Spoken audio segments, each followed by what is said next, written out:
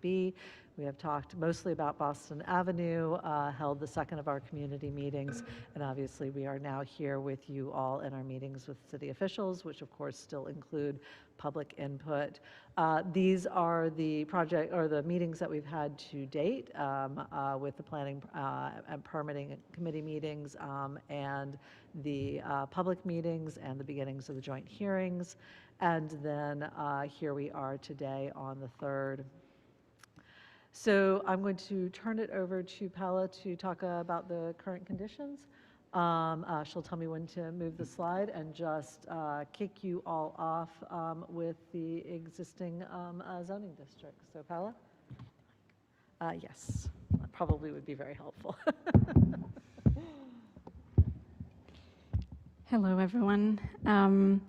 So from this first slide, I just want to mention that we are working on the Boston Avenue corridor and the Tufts Institutional. Today we will be talking about the Boston Avenue.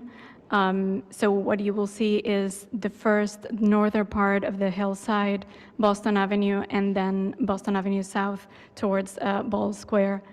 In here, it's the existing current zoning. We have 5 districts: Commercial 1, Apartment 1, General Residential, Office 2, and Industrial.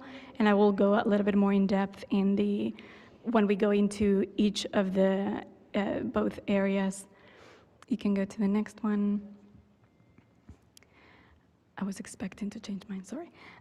So I just want to mention here, these are your existing current zoning and how it works in the table of dimensional standards.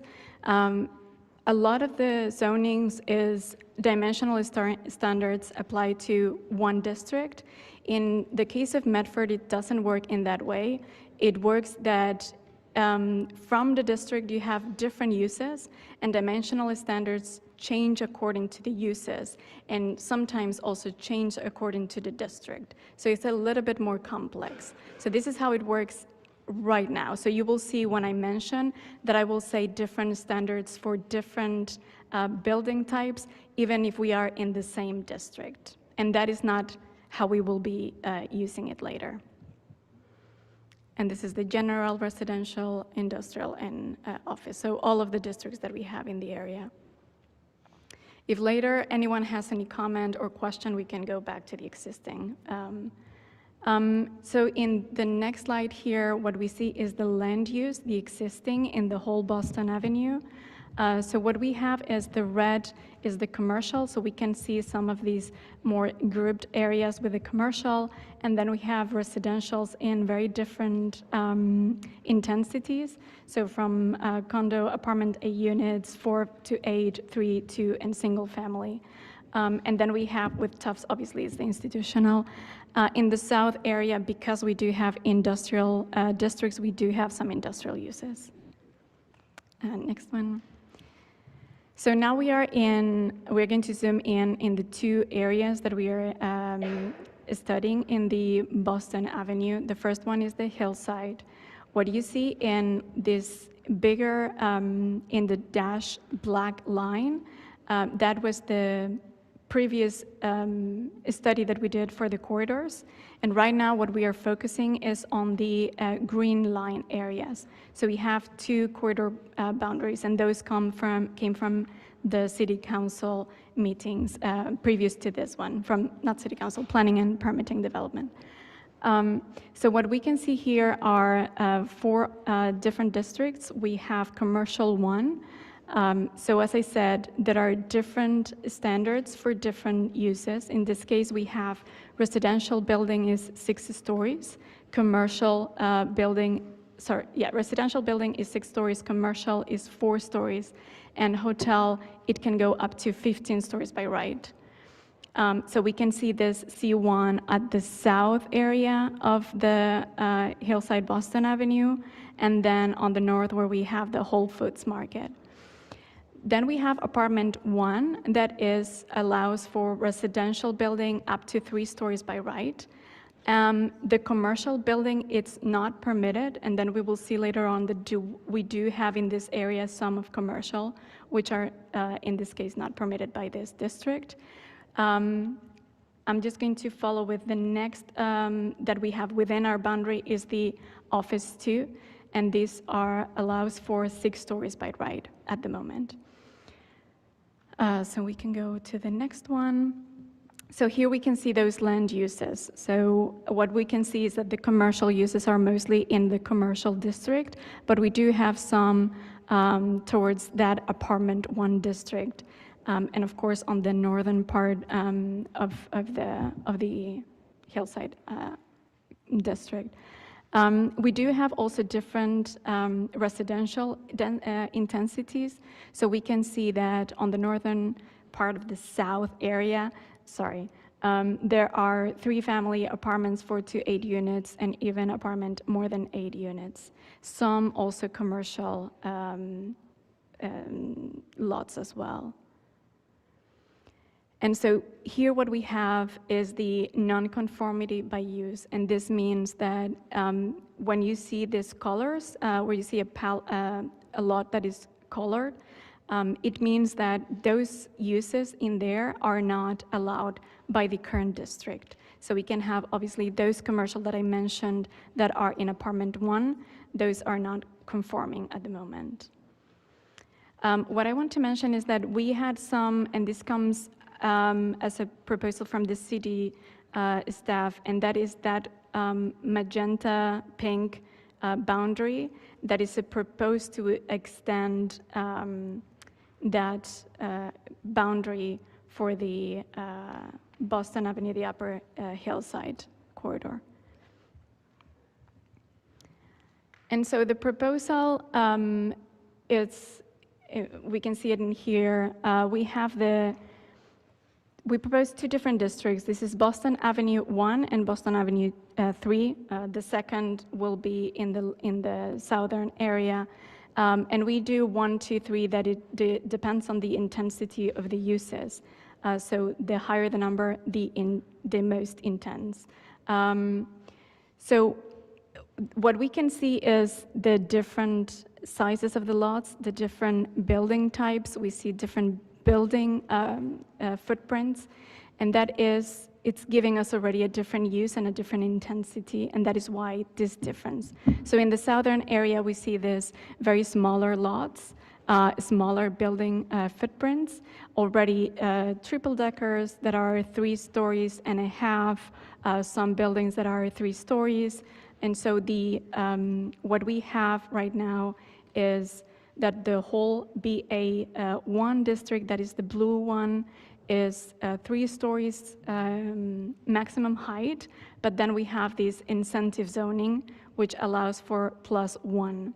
And this +1, so the total will be 4.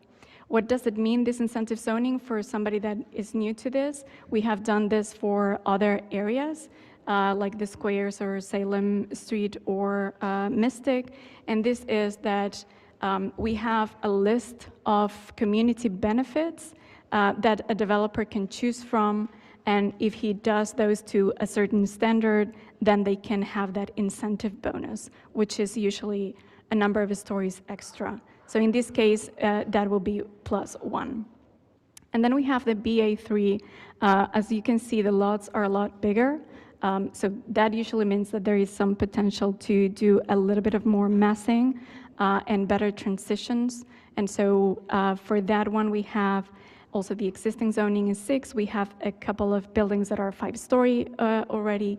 So the base district for that one is 6 stories, and then +2 with incentive zoning. So the total will be up to 8. More in the detail, Emily will explain more. I just want to give the high level for that. So we have some pictures of the area just to have a little bit of a feeling if somebody don't know the area or don't remember exactly.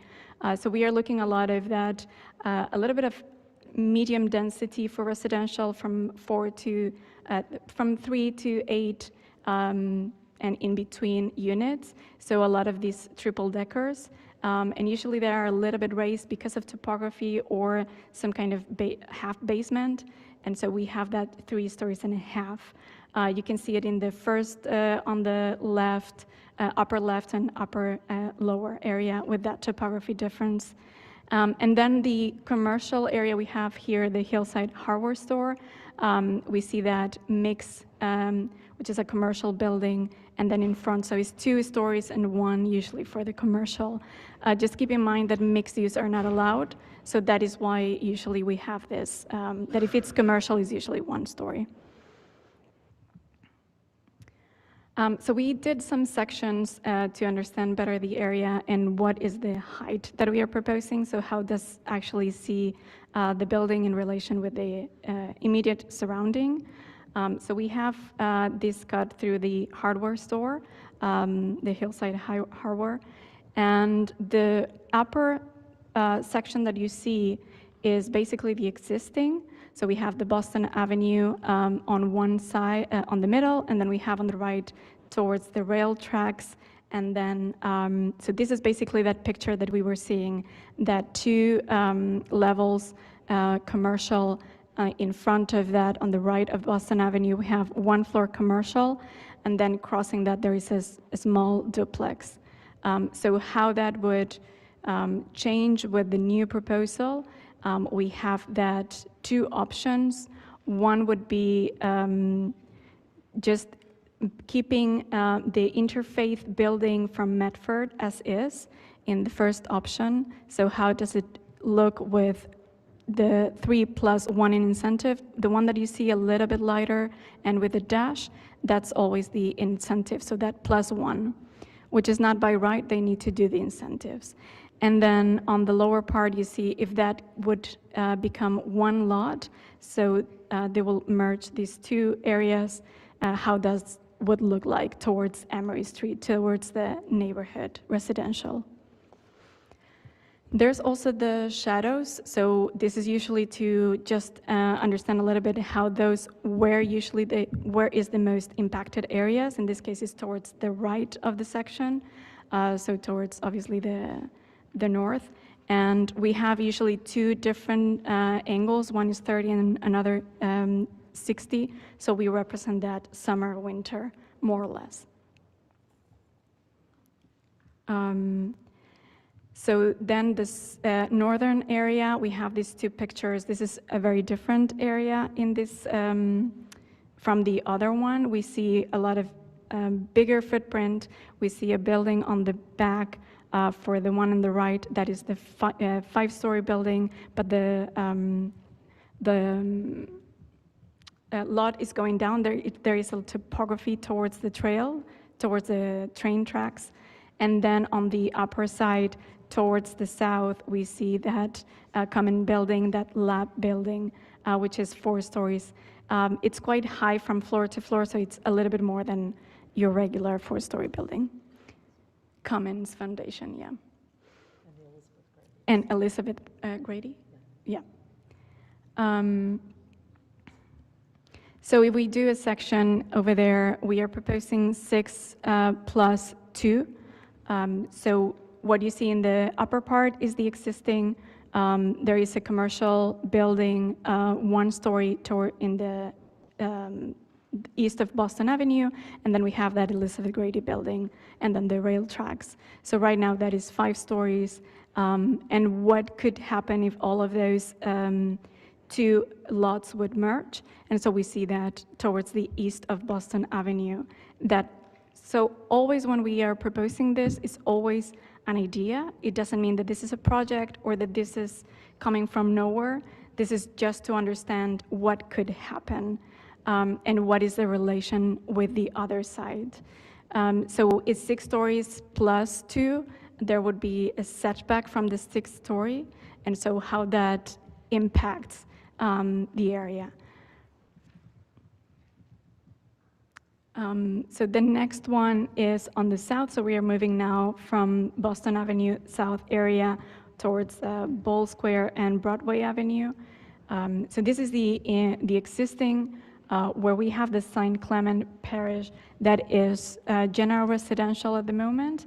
What does it allow is a single family duplex, 2.5 stories by right, 2.5, and then row house or another permitted structure is 3 stories by right. And then on the other side, south from Warner Street or Harvard Street, we have industrial mainly. And that's where we see the Titan Gas and Car Wash or the Sphere Apartments. There are the land uses, as we can see, we have some industrial, but not all of them. There is only one industrial building. The other ones are residential mainly, and then the commercial where the Titan Gas is, and then obviously the St. Clements area, which is religious use at the moment.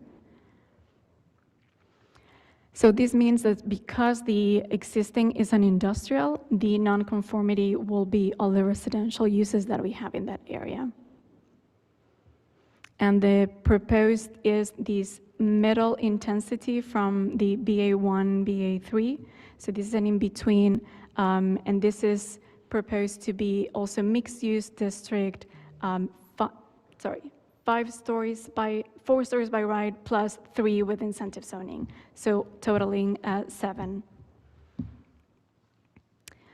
So what we can see in the area, as I mentioned, these are the apartments. So we have in the first one on the superior part on the left, we see the area of the Titan gas station. A little bit then further south, we see on the right Boston apartment. This is 4.5 stories. And then the southern part is the Sphere Apartments. This one, towards the Sphere Apartments, this one is a mixed-use building, so commercial on the ground floor, residential above, and this is a 5-story building. So when we look into a section here, we did the existing on that Sphere Apartment area. So what would it mean to be with the proposed zoning, the 4 minimum, the 4 maximum, and then the +3 with incentives? And I'm now towards to you.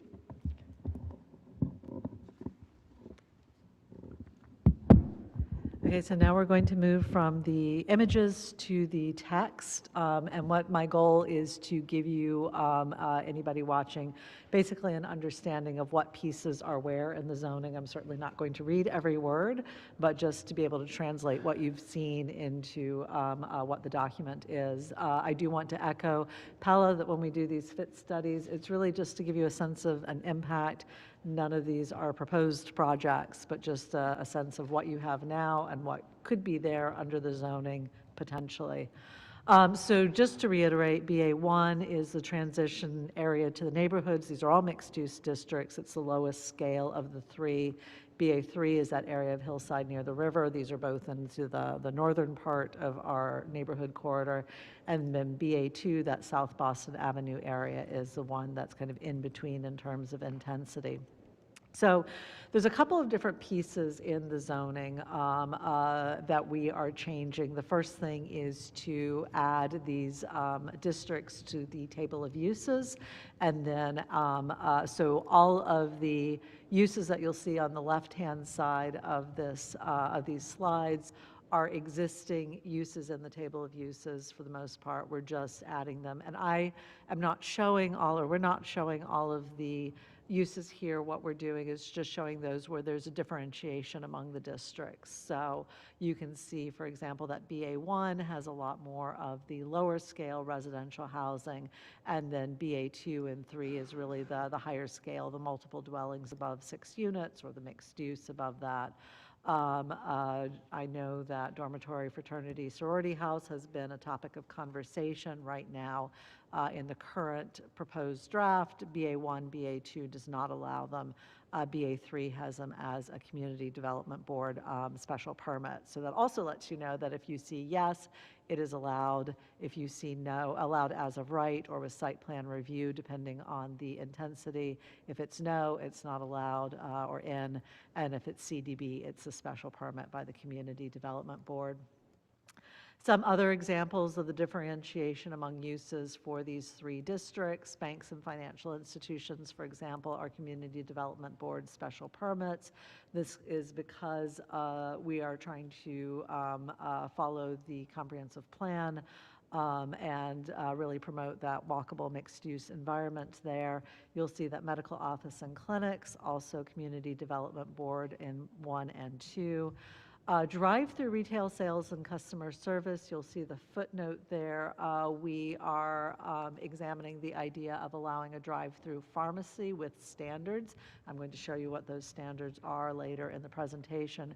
However, you can see eating places with drive-throughs are not allowed, and retail that is not pharmacy is also not allowed. A couple of industrial uses allowing for printing and publishing. This is near a university, after all, and research, testing laboratory, life science facilities in BA2 and BA3, but not in BA1, except for the research and testing laboratory. Oh, is it? Sorry, thank you.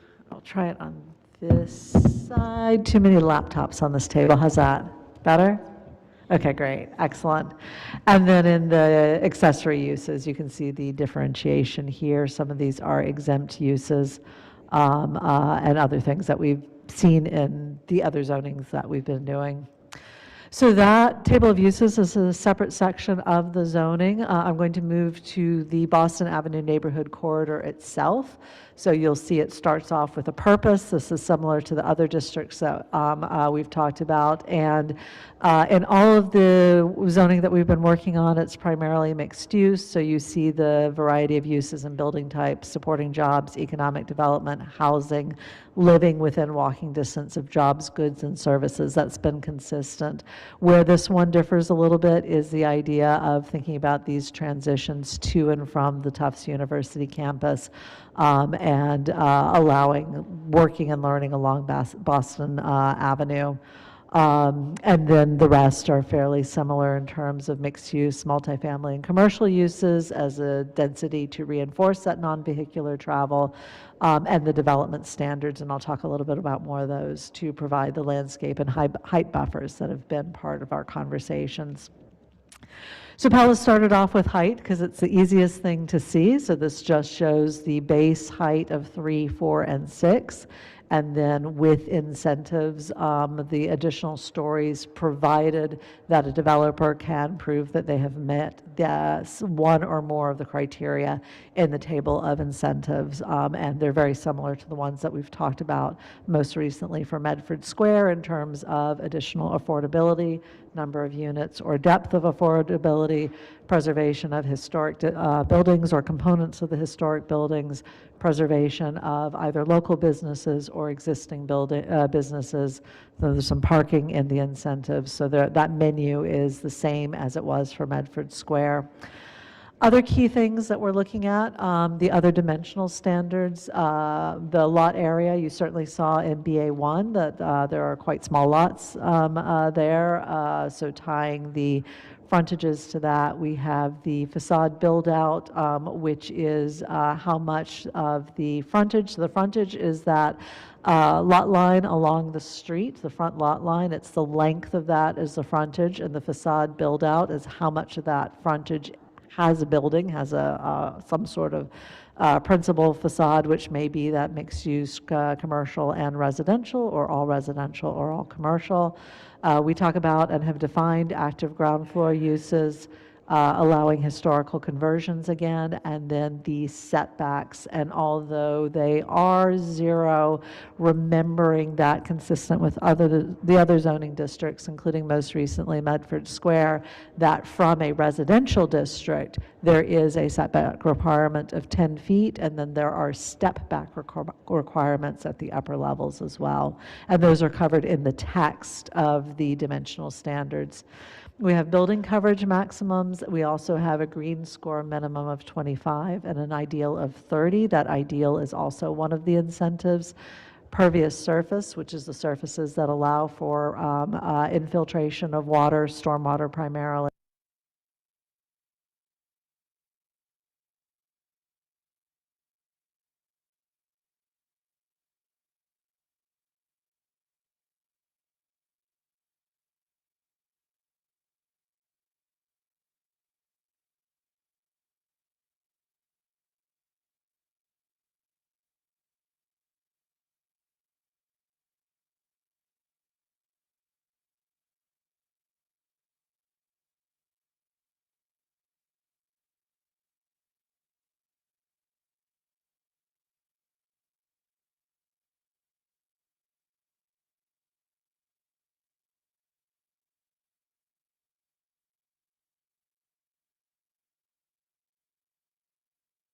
if a waiver that if you cannot develop because of these step back requirements, that would have to be proved to the Community Development Board to offer a waiver for a drop-off zone to allow for better management of the curbs, and a waiver for dimensional standards for eligible historic buildings. Again, we introduced those in Medford Square. For use standards, we have use standards for this conversion of historic buildings to additional residential units, and those are consistent, again, with the ones that we most recently prepared for Medford Square. And then we have new use standards for the drive-through pharmacies. Primarily, these, I'm not expecting everybody to read these on the slide. They will be available after the meeting, but they're mostly related to queuing. We understand, of course, that people are concerned about traffic along Boston Avenue. We don't want to drive through to make that worse by having stacking on the street, so they're required to have sufficient space to queue for a drive-through window on site. There are also requirements about the design of the lanes and the design of the signage. And then finally, as Director Hunt mentioned, we did have a public meeting on Monday. We had great attendance, thrilled to see so many there. We had a lot of good questions about the zoning itself. Some of them we were able to answer there. And I apologize if our summary does not meet with somebody's individual comment. We did have general support for 4 stories. That doesn't mean that everybody agreed. We did hear some concerns about 8-story buildings in BA3. We had a lot of concerns about the transition from residential districts to the corridor, and that's consistent with what we've heard before. And so we pointed them to some of the things that we've already done in terms of the step backs and the setbacks. And then we had some more suggestions for incentive zoning that were really quite interesting in terms of a minimum percentage of owner occupancy, a requirement to hire local companies as part of the contracting for any new buildings, and remediation of soil in industrial areas. We did talk through with other colleagues in our firm. Generally, zoning doesn't speak to owner occupancy. It's silent on that. We were trying to think of a way that you could create an incentive for owner occupancy, but it got very complicated very fast. So we're thinking that zoning is, unfortunately, for I think the people who brought it up, it's not the appropriate level or the appropriate place for it. Hiring local companies, I have seen as part of for example, if it's city-owned property, it's part of the land disposition agreement. It's not usually something that, it's not something I've seen in zoning itself. So I believe I have also, although it's been a while, I've seen city ordinances to that effect that are non-zoning ordinances. So unfortunately, we don't think zoning is the right place. And then the remediation of the soil in industrial areas came up when talking about residential. There is already a requirement that if a residential use is going on a former industrial site, it under a mass environmental law has to be remediated to a certain standard. So that's kind of baked into that use. We do recognize that that is an issue, but it may be that the existing Massachusetts laws for remediation are probably going to override anything in the zoning. So just, we're happy to look into any of these further if so directed, but our initial thought was that unfortunately zoning either doesn't address it or it's addressed elsewhere in the law. And with that, I am going to stop. I'll just note for anybody who might have come in, because I can't see who's behind us now, if you came in later, we do have copies of the maps up here at the front, and of course we have the boards in the back. And I'm going to stop sharing and turn it back to Council President Bears. Thank you, Emily.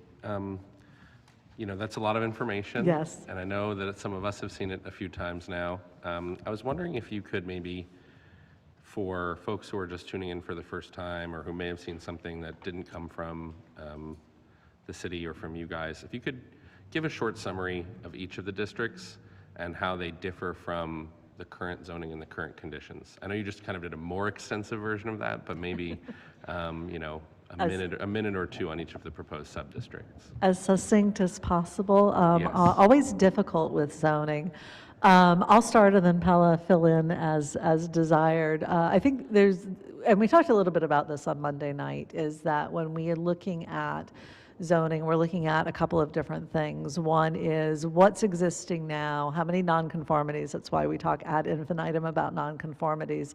Is there a way we can make it easier for existing property owners to invest in their properties without having to go through a variance? So step number one, what of what we're doing can address those nonconformities. And then the next thing that we're looking at is a couple of different documents, primarily for this area, the Medford Comprehensive Plan and the Climate Action and Adaptation Plan, that start to inform this idea of the walkable districts, the mixed-use districts. I think the maps that Pella showed of the existing land uses show that these are already mixed-use districts, and the existing zoning doesn't reflect that. So the next step is how to address that. And then the third step is going a little bit deeper on the ground and understanding, and there's a reason that there are 3 separate sub-districts to your question, President Bears, is we have one section with these smaller lots, the type of development that's going to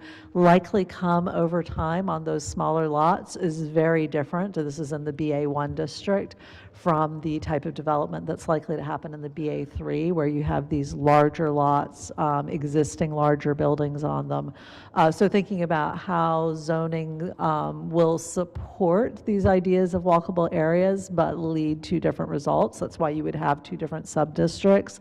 And then Boston Avenue South, same thing, different underlying conditions, where the upper part is the apartment 1 or commercial or residential areas, because Boston Avenue South had the industrial area in it. It already had underlying existing conditions that over time have been shifting more to residential, but wanting to add the heights and dimensional standards that reflect what's there now, but also give that room for the incentives that would provide the public benefits. Probably more than 2 sentences, but does that answer what you were looking for on that, or can we go into more detail to help? And just, you know, if you could say for each of the sub-districts, you know, what are the main cross streets? And, Oh, you wanted like the actual, I'm so sorry. yeah, Let and also me- like, what would the current proposed zoning allow in terms of height and build out? Yeah, okay, so back to current proposed zoning, so let me see if, yeah. Would it help if we partner on me saying what the Yeah. like, known landmarks are? Yes, that would be great. Do you want to start with BA1? Hang on, let me go to a place where you can actually, But you have to pass me the thing. yes, I'll do that, and then I will zoom in. Mr. Chair, what I just suggested is that maybe we would partner, and that I will name the known landmarks that people will say, oh, I know where that business is. Great.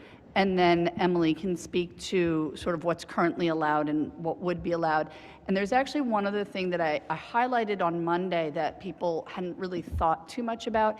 In our current zoning, we do not have any green requirements. We require open space landscaped, but not permeable, not trees, nothing like that. So in all of this zoning, if the, and I want to make sure I get it right, if the project is large enough to require site plan review, it would require a green score. And if it did not require site plan review, this zoning requires a minimum permeable surface. Because right now, people could in fact meet the open space requirement with paved yards and planters if they wanted. And so this would be actual permeable surface. So I did want to flag that for people, because some people have said, why change it all? And so there are some underlying things there that we think are good. So with that, we're going to share screen. We're not sharing. I wasn't going to share it because it makes it a little difficult to zoom in and out. Oh, Let me see if I can you do that? Share and zoom in? attempt to do that. Hang on. So we were going to start first with the, share just the window. Yep, I'm getting there. So the first area we're going to talk about is the BA1, is the area around Boston, is around near Tufts, just north of it. So it's the block across from, starting kind of where the new dorm is being built and the residential house is next to it. That block between, there's a slice of businesses between Boston Ave and the railroad tracks. So that's one section. There's a Dunkin' Donuts there. There's actually a car repair shop or a gas station there, and like a coffee shop. And then the next block, when you cross Winthrop Street, you then have people know, not modern pastry, Danish pastry. Sorry, I've never been able to keep those two straight. Danish pastry on the corner, and across from that is the Hillside Hardware. I think you can kind of see it moving. That's actually where that red is right now. The red is around the Tufts Interfaith Center. So that's the area, that's the block that we're talking about. Right now, the first portion of the block is a commercial, and then there are some multifamily buildings just past that up the block. And on the other side, there's a church. It's labeled Baptist Church. It has changed hands a few times, and I think it's currently that. And then a parking lot, a small apartment building, and then some small multifamilies next to it. That's the BA1. The current proposal there is to allow 3 stories with one of an incentive story. So that's 1 story taller than is basically allowed there. For most of it, because right now it's apartment 1 and commercial. The commercial areas have some loopholes that allow some much taller buildings, which we've flagged occasionally. And actually, the commercial section would allow 6-story residential buildings right now. So the current plan recommendation there is 4 stories throughout, and it goes through the residential up to where on the side across from the tracks is Lisa's Pizzeria, and there is a dry cleaner there. So those are the not getting all the details, and then there's a residential next to it.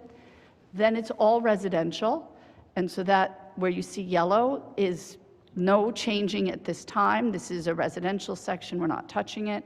And then the corner, I was just going to go to the blue corner. I can't actually remember what those businesses are, but there are a couple of businesses on the 2 corners at North Street. And so the idea is that those are embedded in the neighborhood. Those would stay in the mixed-use 1 level. And then across the street is North Street. Actually, there was a house that had an upholstery there that's been torn down. And those buildings that you see in the lower corner are all vacant, and then the bit 2 long buildings, one is the Cummings parking garage, and the other is the Cummings Foundation building. The parking garage actually has already gone through site plan approval to do more stories of lab or office on top of that, but they haven't had the market demand to build it yet. Behind it, across the street, is Walkling Court. And if I might take the liberty to say, since this was drawn up, we have the recommendation that maybe we want to take Walkling Court out of this, because they actually have a planned development district for their property. They have pulled all their building permits, they have started construction. There's no reason to zone it anything, because they have special zoning for that property right now. And then the parcel next to it is Whole Foods Market. And we would recommend rezoning that in the BA3. There is the potential for some redevelopment at that location if it was rezoned. Not definite, but it's not off the table. And so that right now, the proposal is 4 stories with 6 plus 2. 6 plus 2, sorry, 6 stories by right and 2 incentive. Sorry, I lose track of some of the what's by right and what's incentive. That's the current recommendation on the table. Does that help place it all?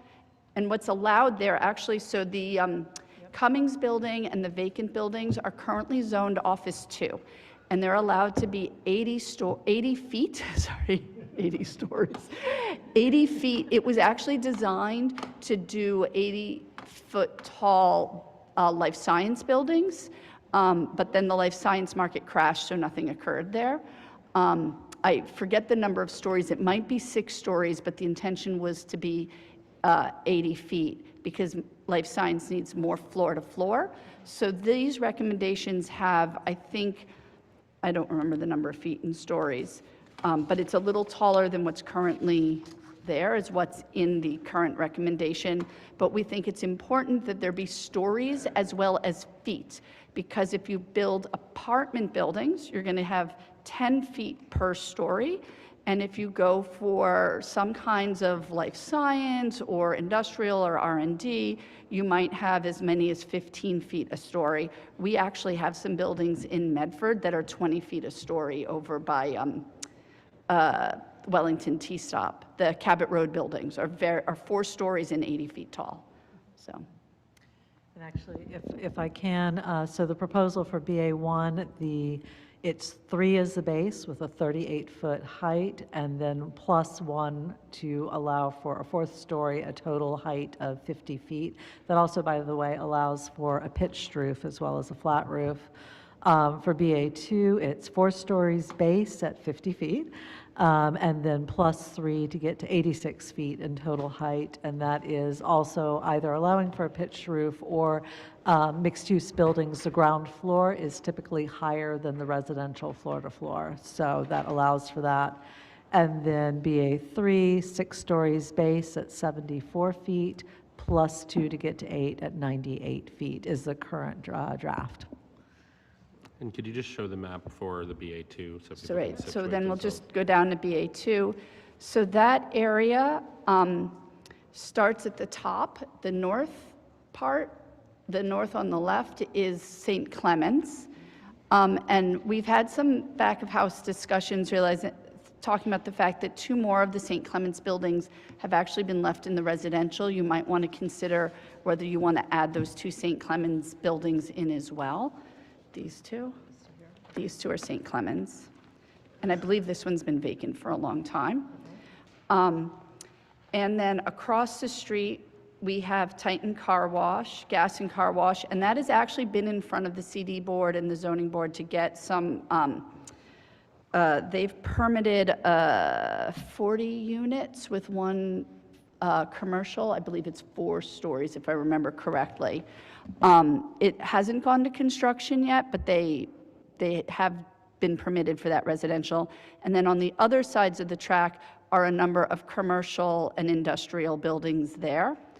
And then further down the block is the Sphere building, which looks a lot like townhouses. So Sphere's out. There's a bunch of, it looks like townhouses. I don't know if it has a name off the top of my head. And then the Sphere housing is the apartment building just past that.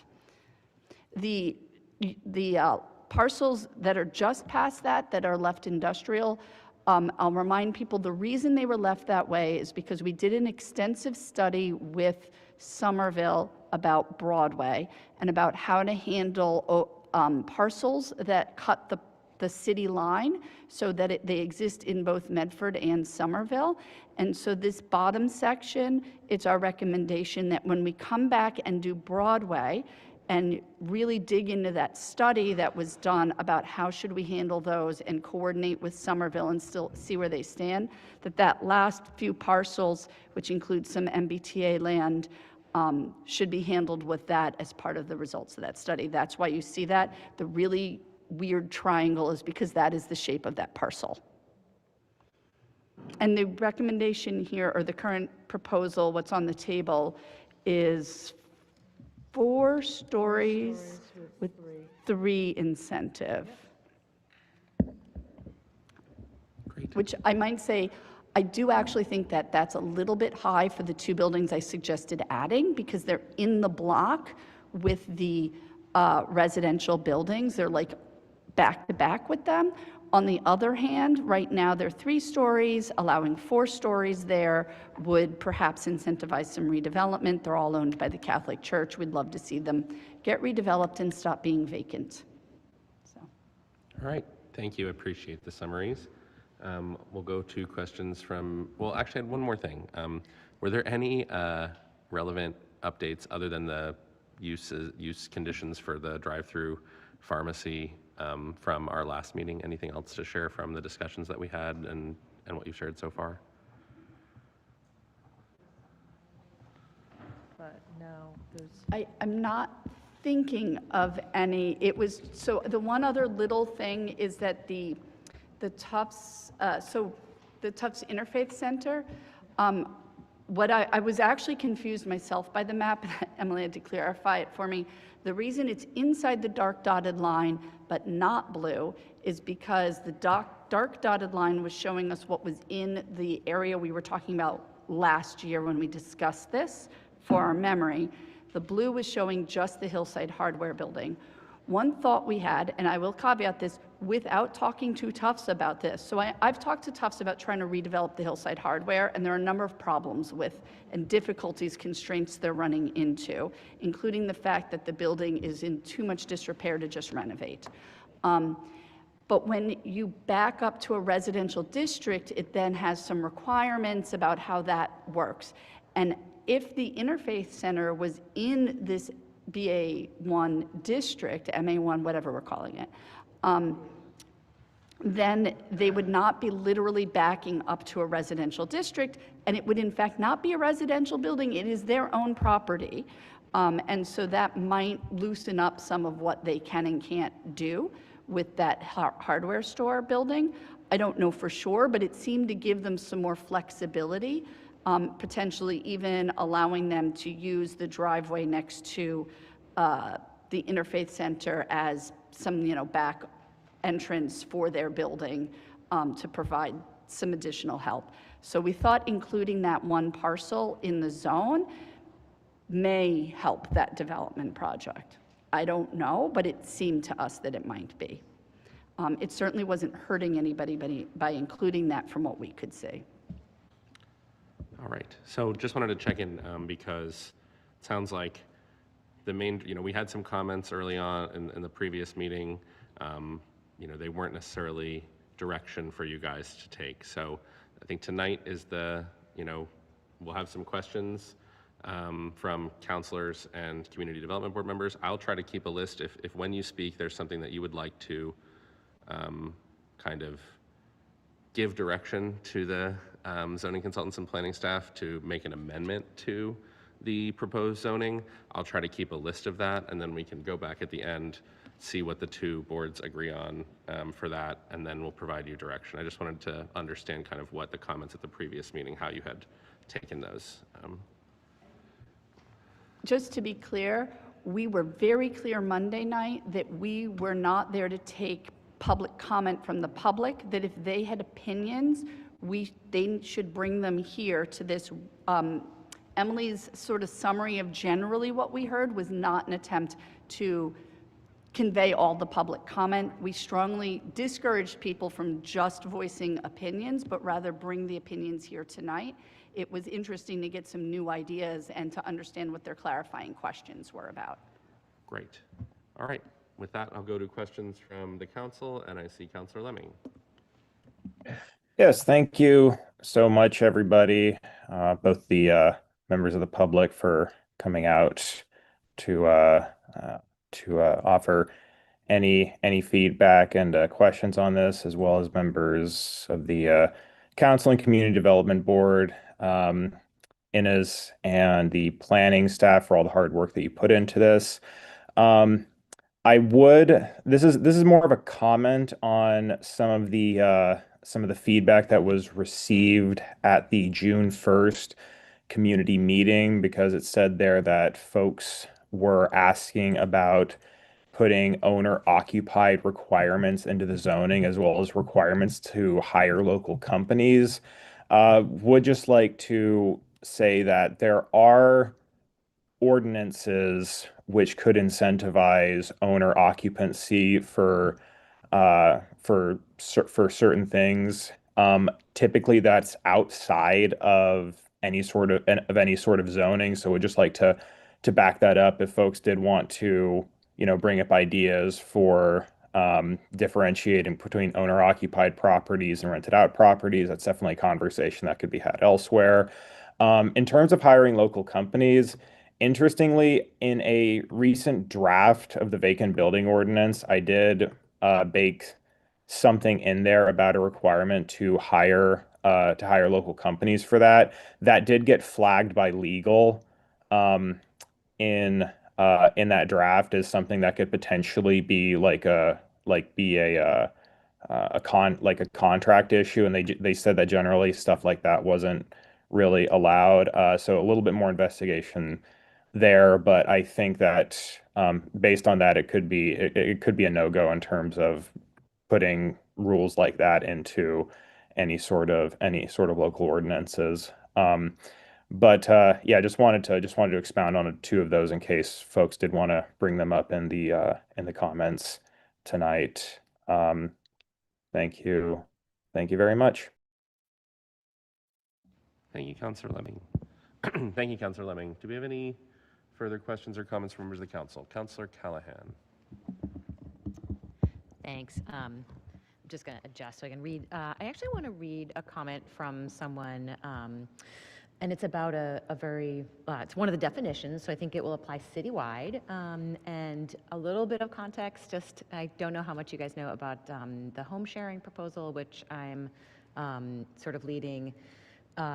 It's a wonderful, it's a great solution for other cities that have many of the same demographic issues and housing issues that we have. We have a larger proportion of seniors than we've ever had before. It's about 24% of the population, I think, don't quote me, that's about right. And many of them live in homes that there's either one or two people living in a home that has 4 or 5 or 6 bedrooms. And home sharing is a wonderful way to help them stay in their homes longer, get a little bit of a discount on their mortgage, and get a little help around the house as they age by sort of hand-holding and matchmaking them with a younger person who is looking for a housing situation and can help them around the house. So the reason I give you some context is I'm looking at page 12, under accessory uses number 7, and it says renting of 1 or 2 rooms without separate cooking facilities to lodgers within a dwelling unit to 1 or 2 total lodgers. And so that is pretty much what the home sharing will be. It'll fall into that category. And so the person who wrote this email, I don't think she minds that I'm sharing that it's Roberta Cameron, who is helping with the home sharing project. She says, in the table of uses, I believe strongly that we should not be mandating parking for renting bedrooms to 1 or 2 lodgers. Renting rooms to lodgers is an important component of our naturally affordable housing supply, since these rooms are often rented well below market rates and can help to offset housing costs for lower income homeowners. The boundary between lodgers and other household members can be porous, as they may be care providers, friends or family, exchange students or guests for any length of time. Most importantly, having at least a decade of experience with household members who are typically working adults, myself, she says, the vast majority of people who occupy rooms do not have cars. The requirement to provide an off-street parking space to lodgers will eliminate the choice of many individual homeowners to share their extra rooms. Homeowners and prospective lodgers can assess whether the availability of pavement surrounding their property is appropriate to meet their needs, or if they would prefer to have a garden, a tree, or space for their vehicle. And they can decide accordingly whether the available arrangement will work for them. When we should be reducing barriers to housing diversity, this measure is needlessly creating a new barrier without solving a problem. She does also add, aside from this, I'm supportive of the proposed zoning for the Boston Ave corridor as is. I think it strikes the right balance, although I would like to ensure that we have strong and lasting public benefits as incentives for greater diversity. So I just wanted to bring that up and make a suggestion that as we consider parking requirements, that we do consider lodgers differently from how we consider other sort of by per unit parking requirements around the city. Thank you. Thank you. Councilor Mullane. Thank you. And thank you again for all of the different diagrams and ways of breaking this down to kind of see some of the changes in here. One of the questions I had was, I know you showed it on the screen as well, but I think I was the one that a couple of meetings back that brought back up the drive-through for the pharmacy.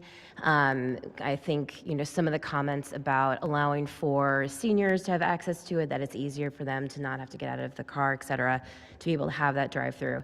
I was trying to see if I didn't think I saw it within the pack. I was trying to read it quickly, but in terms of the feasibility that you're seeing in that area, do you mind just kind of sharing again, like your thoughts on it, or what else needs to be done to see how much of a traffic? So I'm certainly not trying to create more traffic, but I do hear the need of people aren't not able to, get out of their car and utilizing the drive-through. I just wanted to see if you could just share a little bit more feedback on that.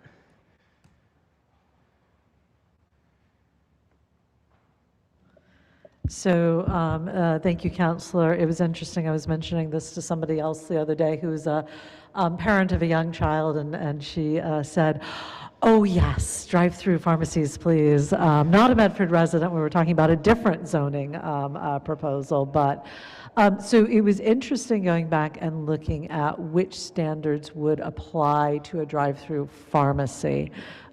Because a lot of the standards were more focused on fast food retail. So I had talked with Director Hunt about the issue of queuing and how that is likely to have the largest traffic impact because of it spilling out. So I'll go through the recommendation. This is obviously a draft, and so any pharmacy that's going to have a drive-through obviously has to meet the other parking requirements. Right now, I have suggested that it just be no more than one combined teller and pickup window is allowed unless they can show good cause for separating those windows into two windows, and they would have to make that case to the Community Development Board, who would then allow for a single teller window with a single pickup window. Window locations would have to be or shall be located to minimize the impact of direct glare from headlights in the queue on residential properties that are in line of sight from the queuing lane. A minimum of 3 queue spaces is required per window. I found that standard in a couple of places. Dimensions for queue spaces have to be at least 10 feet in width and 20 feet in length, so that there's a defined standard for those 3 spaces. Each queue lane has to be clearly defined, designated so as not to conflict or interfere with other pedestrian or vehicular traffic.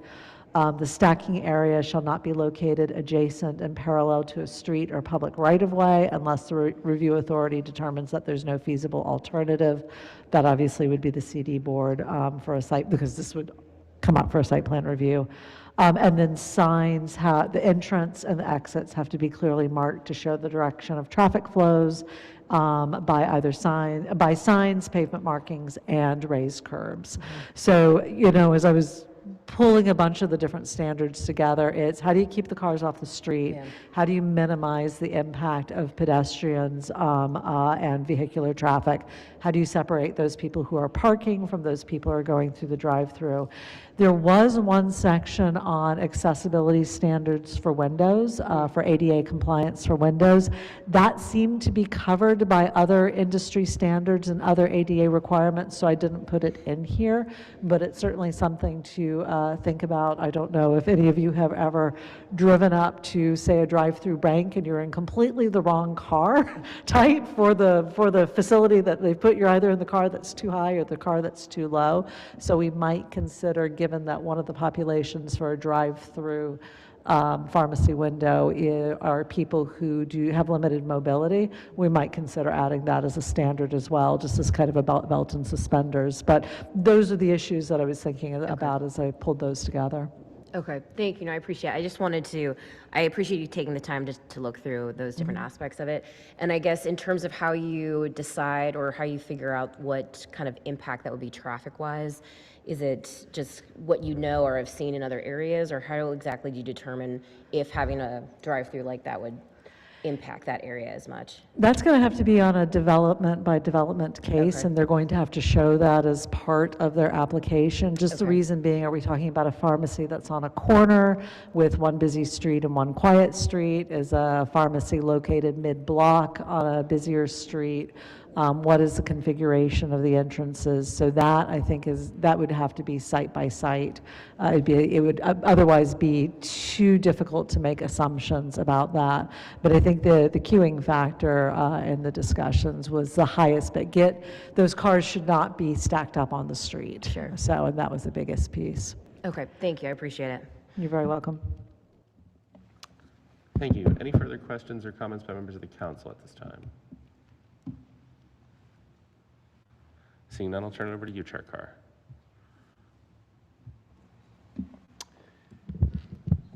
All right. Before I start talking about with the various board members, I have a brief presentation I'd like to give, just with some of my thoughts, so they have some graphic quality to them. I have some photos and some pieces of the zoning that I'd like to share with people to explain my perspective on this. Oops.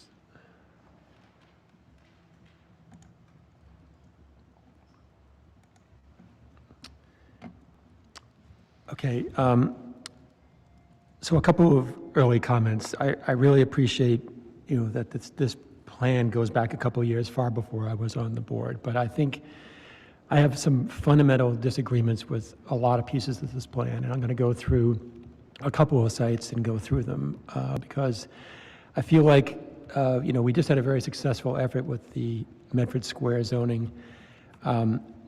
I think that the Salem Street zoning that preceded it, that caused an incredible backlash in the city, was far less successful. And I think the approach to this zoning feels to me closer to Salem Street than it does to what we had in Medford Square, even though a lot of things in Medford Square are here, but some things are not, and I think they need to be.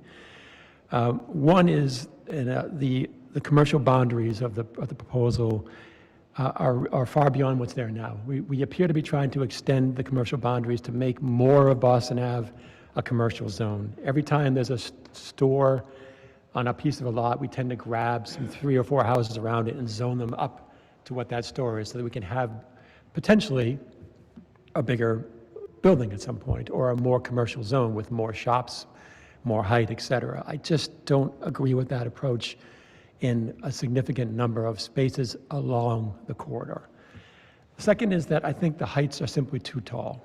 When I look at BA2 and BA3, they really impact the character of Boston Avenue, the character of the neighborhoods around them. There's a lot of two-family houses that have been there for 100 years that will be really negatively impacted by this, and I'll show some examples when I get to it.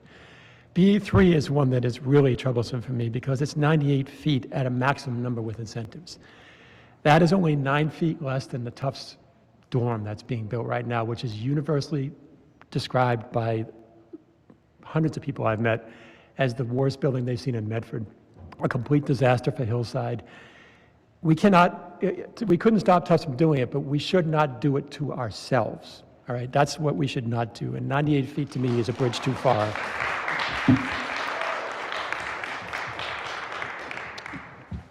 I want to talk a little bit about neighborhood quality and impact. There are a lot of places where we should just leave houses as they are. There's houses along Boston Ave, triple deckers, 7 in a row that just, there's no reason to change them. These are, and there's also houses that go back off Boston Ave that are down on Hillsdale and Adams, but they're being rezoned, and that would change the character of those neighborhoods. And I think people who buy houses in those neighborhoods don't want to live on Boston Ave. And I feel like they're almost being forced to do that with the new zoning. They're being kind of put in that Boston Ave bucket where I don't think they belong. I think this was true on Salem Street, and I think we have to go back to Salem Street and remove some of those properties because I think some of those neighborhoods should be left as they are. Let me jump ahead to a couple of examples. So what I'm proposing is really a little bit different. Everything's BA1, I'm saying go 4 stories, 50 feet with 1 to get to 60 feet, because I think in many of the cases where that occurs, it's actually a reasonable scale. because of what's around the neighborhood. But on BA2 and BA3, I'm saying limit it not to 86 feet, but to 70 feet, because 70 feet is just at the point where it becomes a high-rise and where wood frame it becomes very expensive to build. You're not going to have a lot of steel buildings on this site. You're going to have some podium buildings, 1 or 2 floors of parking with retail on the ground, and then 4 or 5 stories of wood frame above. That's what the Sphere building is, which we looked at earlier. That's a great model for a lot of this corridor. So I'm proposing that BA2 get maxed out at 70 feet and BA3 85 feet max.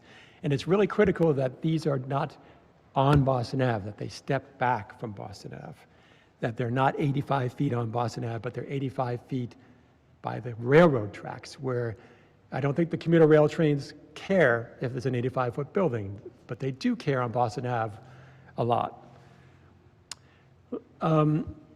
So let's talk about, I just mentioned that what I'm looking for change in BA3.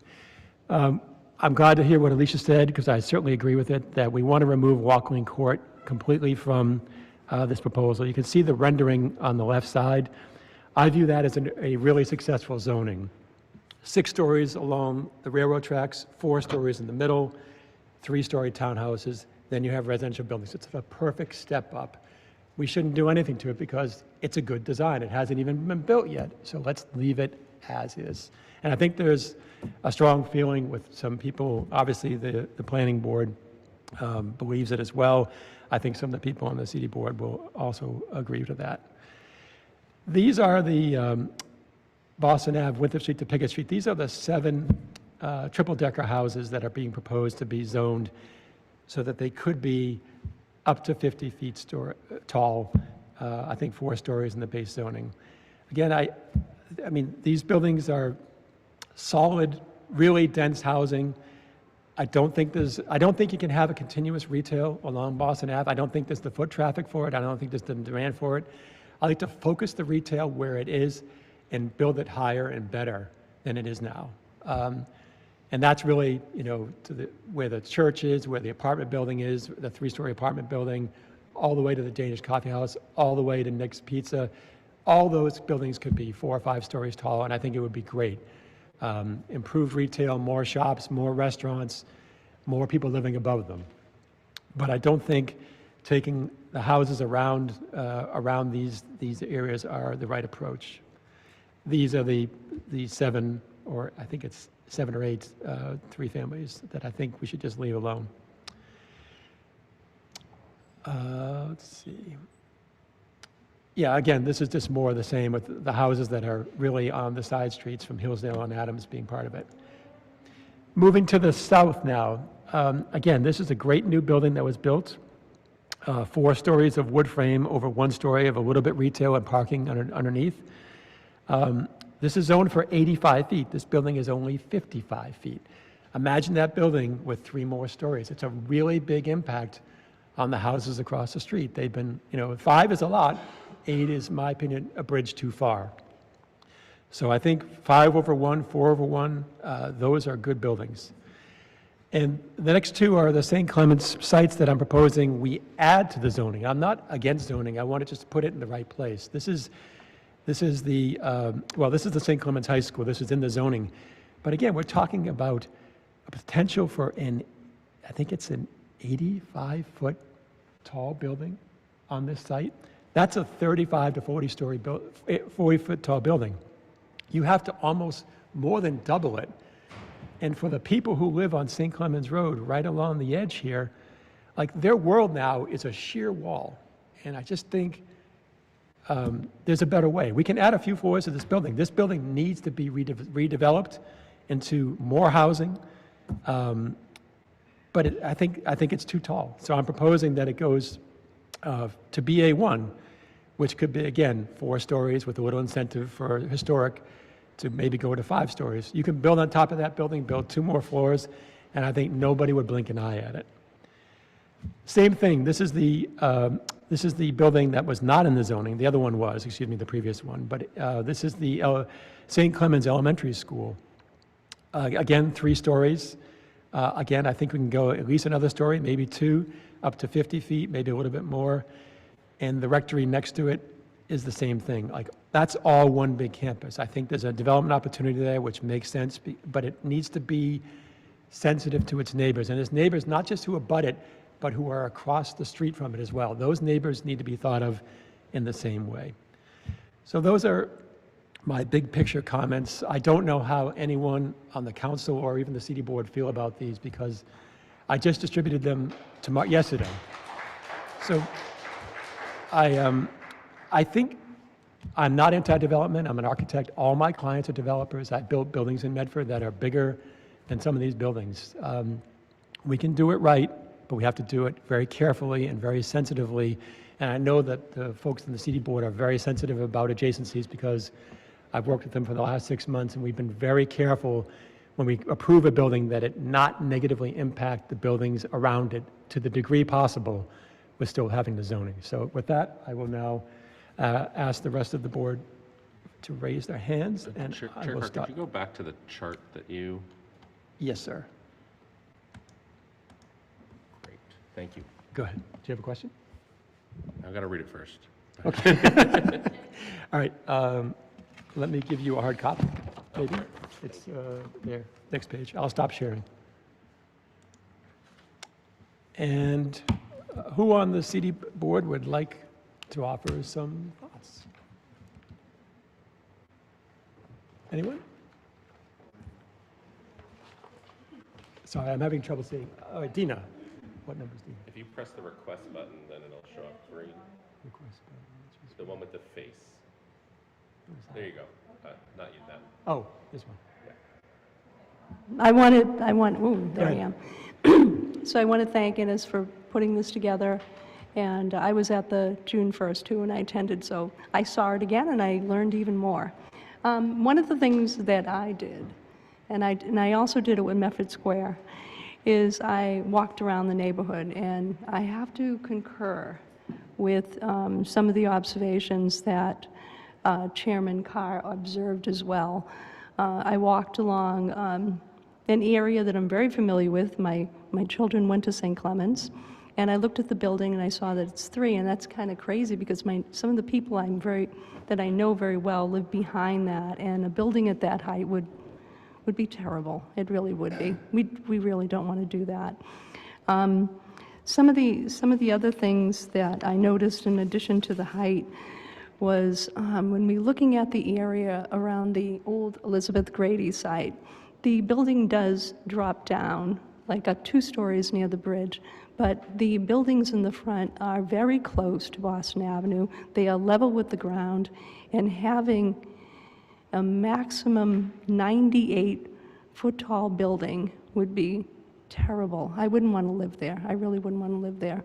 There's a pizza shop across the street, there's a nail place, and there's small businesses, and right next door are 2- and 3-family houses that are very well kept and maintained. You can tell that the families really care about their properties.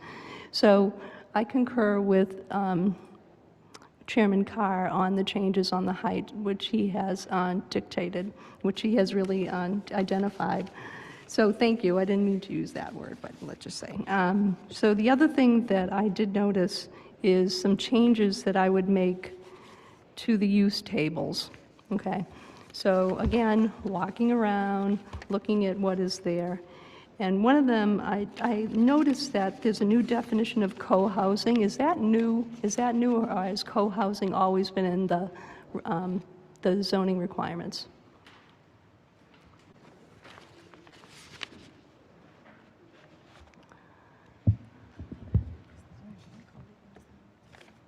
Sorry, just a little bit of curring there.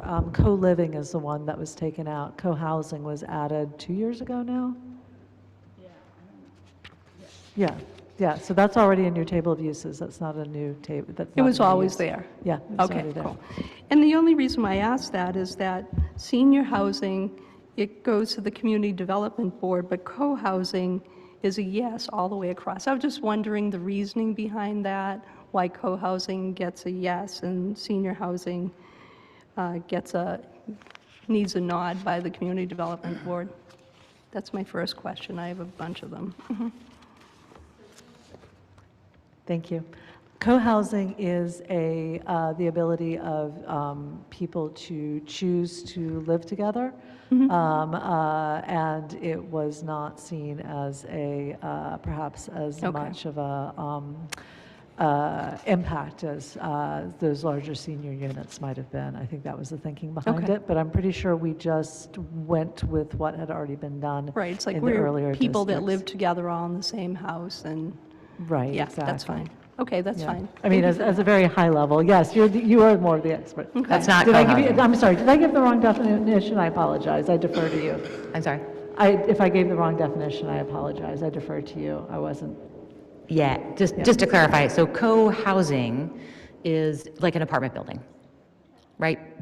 And many senior living spaces are, I mean, really definitionally co-housing. So the difference between co-housing and a regular apartment building is that in co-housing, there are some shared spaces. So you'll have individual apartments, and then you may have a shared, like, small kitchen, like kitchen and dining room. You may have some shared spaces that people use for different things. Could be like a room where there's children's toys and the kids can play together.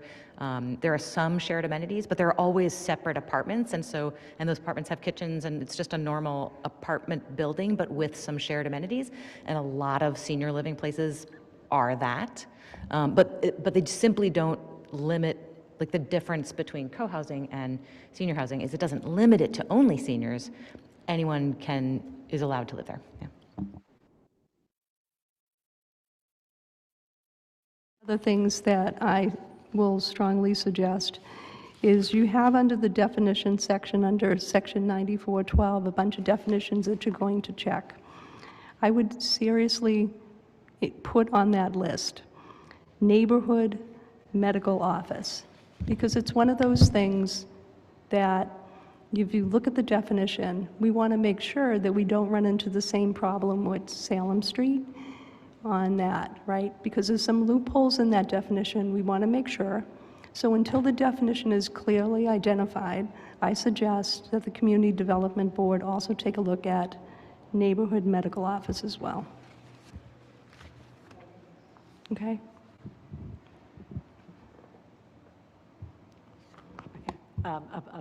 Thank you, and apologies, after saying we took co-living out, I think I gave the co-living definition, so I have it in front of me. So the last meeting that we had, just so everybody knows, on May 3rd, I'll move it forward.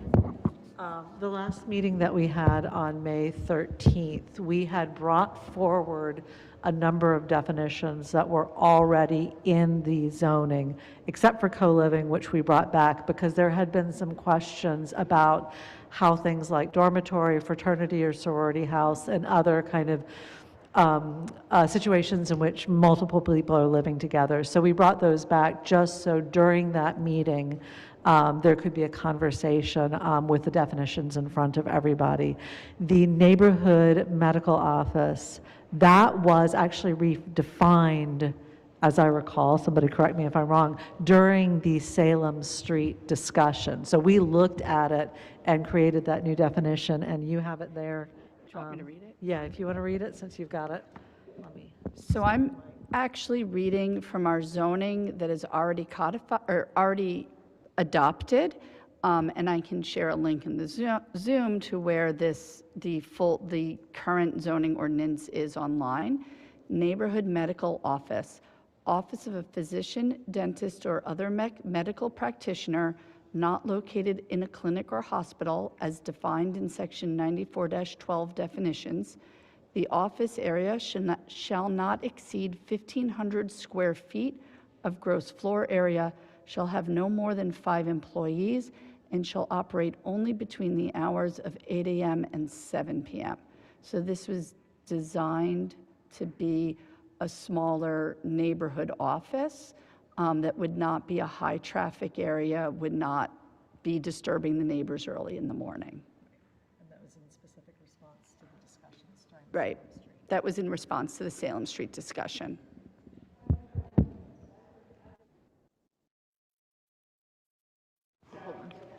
I would recommend that under the neighborhood Medical Center, we put Community Development Board on it, just to make sure that that new definition works, so we don't run into the same problem with Salem Street.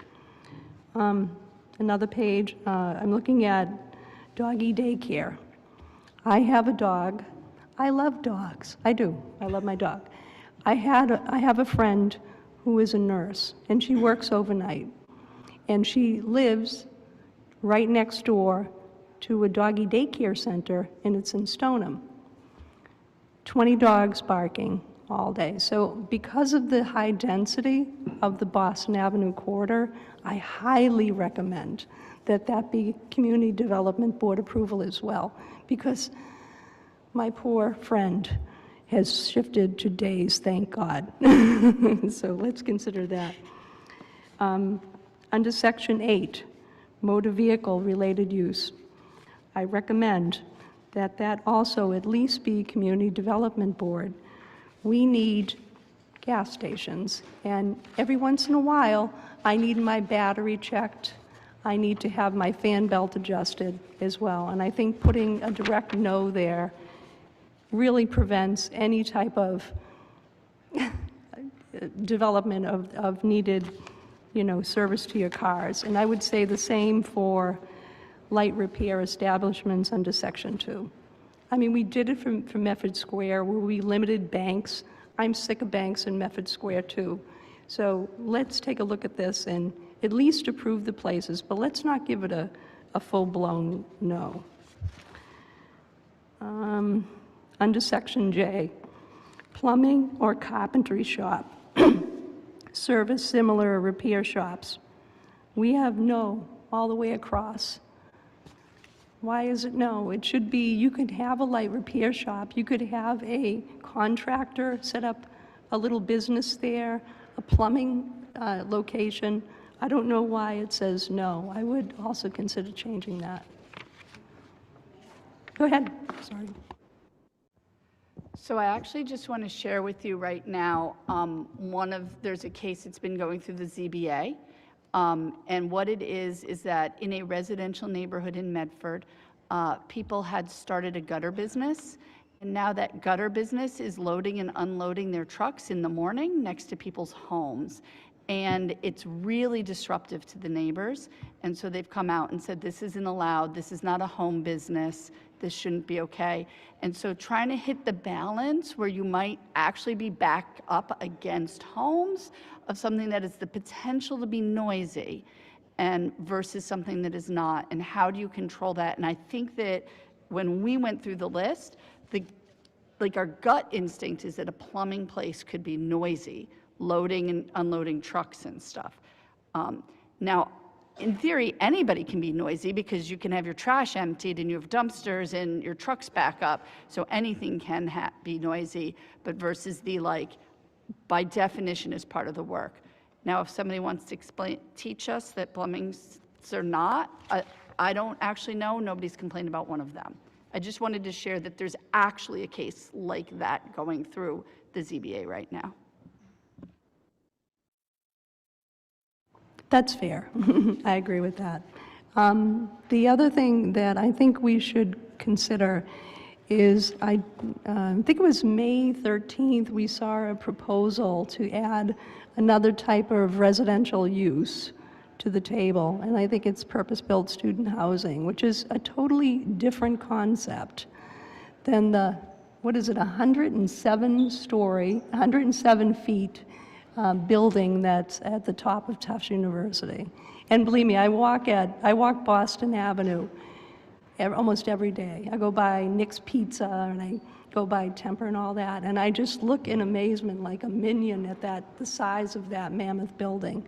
But I do think that we could include residential, some type of residential student housing that is privately owned, that is scaled appropriately to the zoning in the need in the area, and will also generate tax revenue for the city.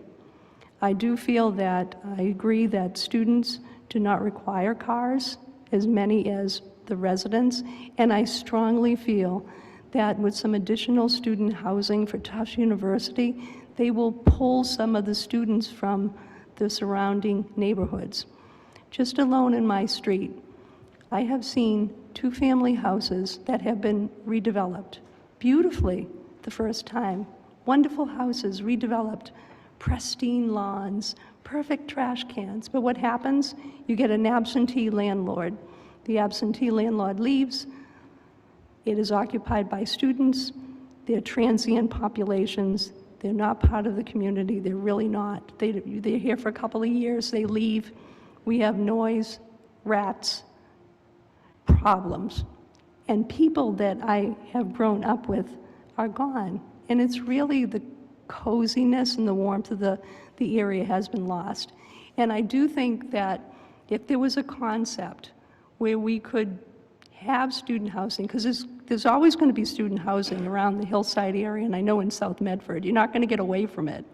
But if it was done in a way where it was managed appropriately and it fit the need of what was needed in the neighborhood and wasn't this behemoth 107-foot building, I think it would work. And I think we should give it a try with the right ordinances in place to do that.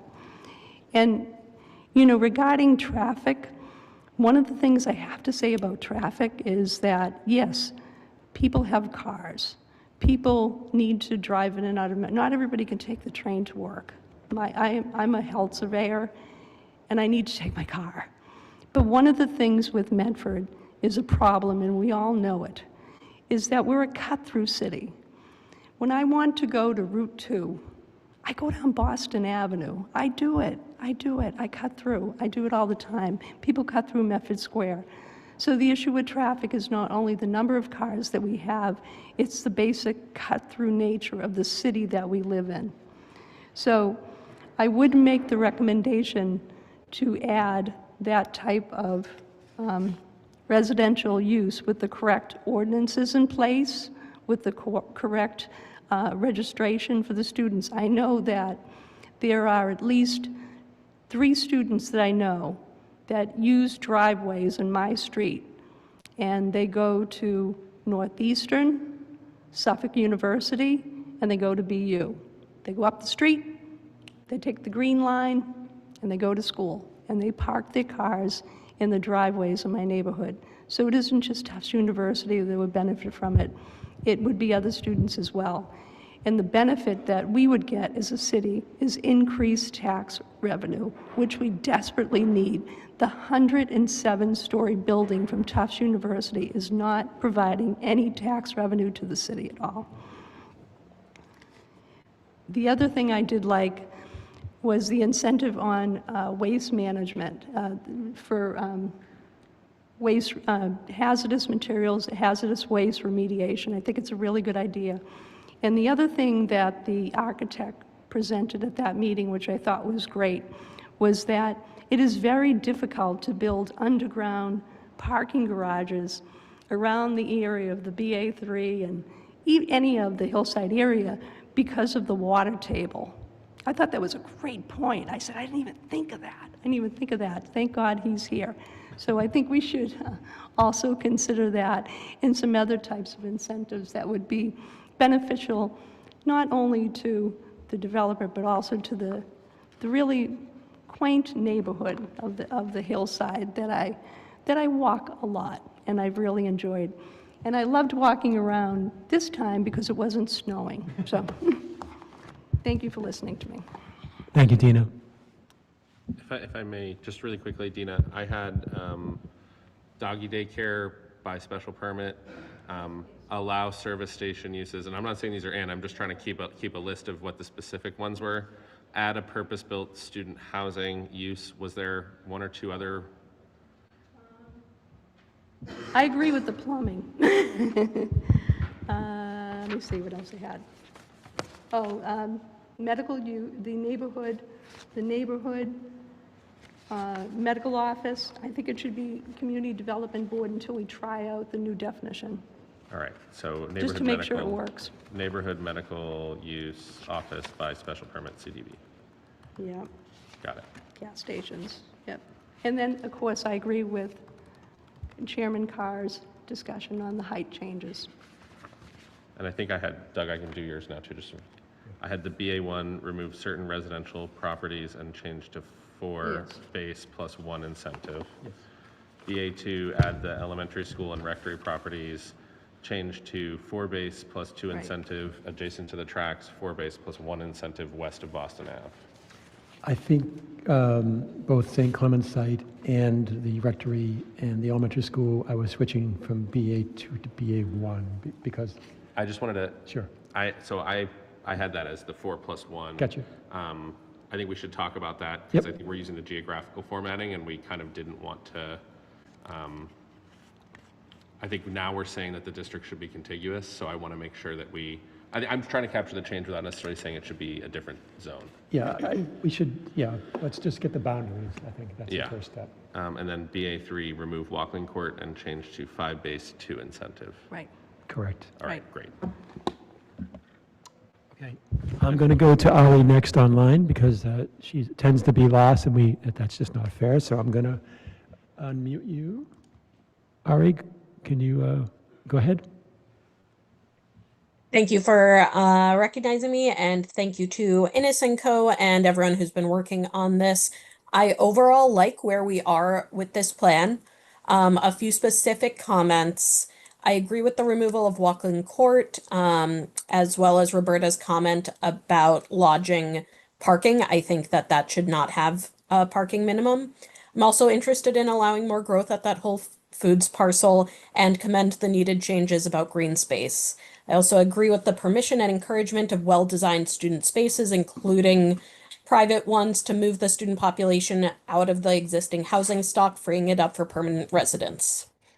Moving into some stuff where I'm disagreeing with the previous speakers.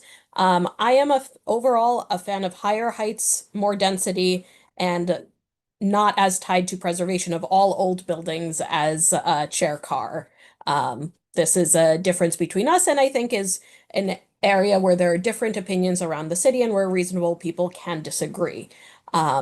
I also want to remind everyone that zoning does not mandate changes, using the example of those 7 triple deckers.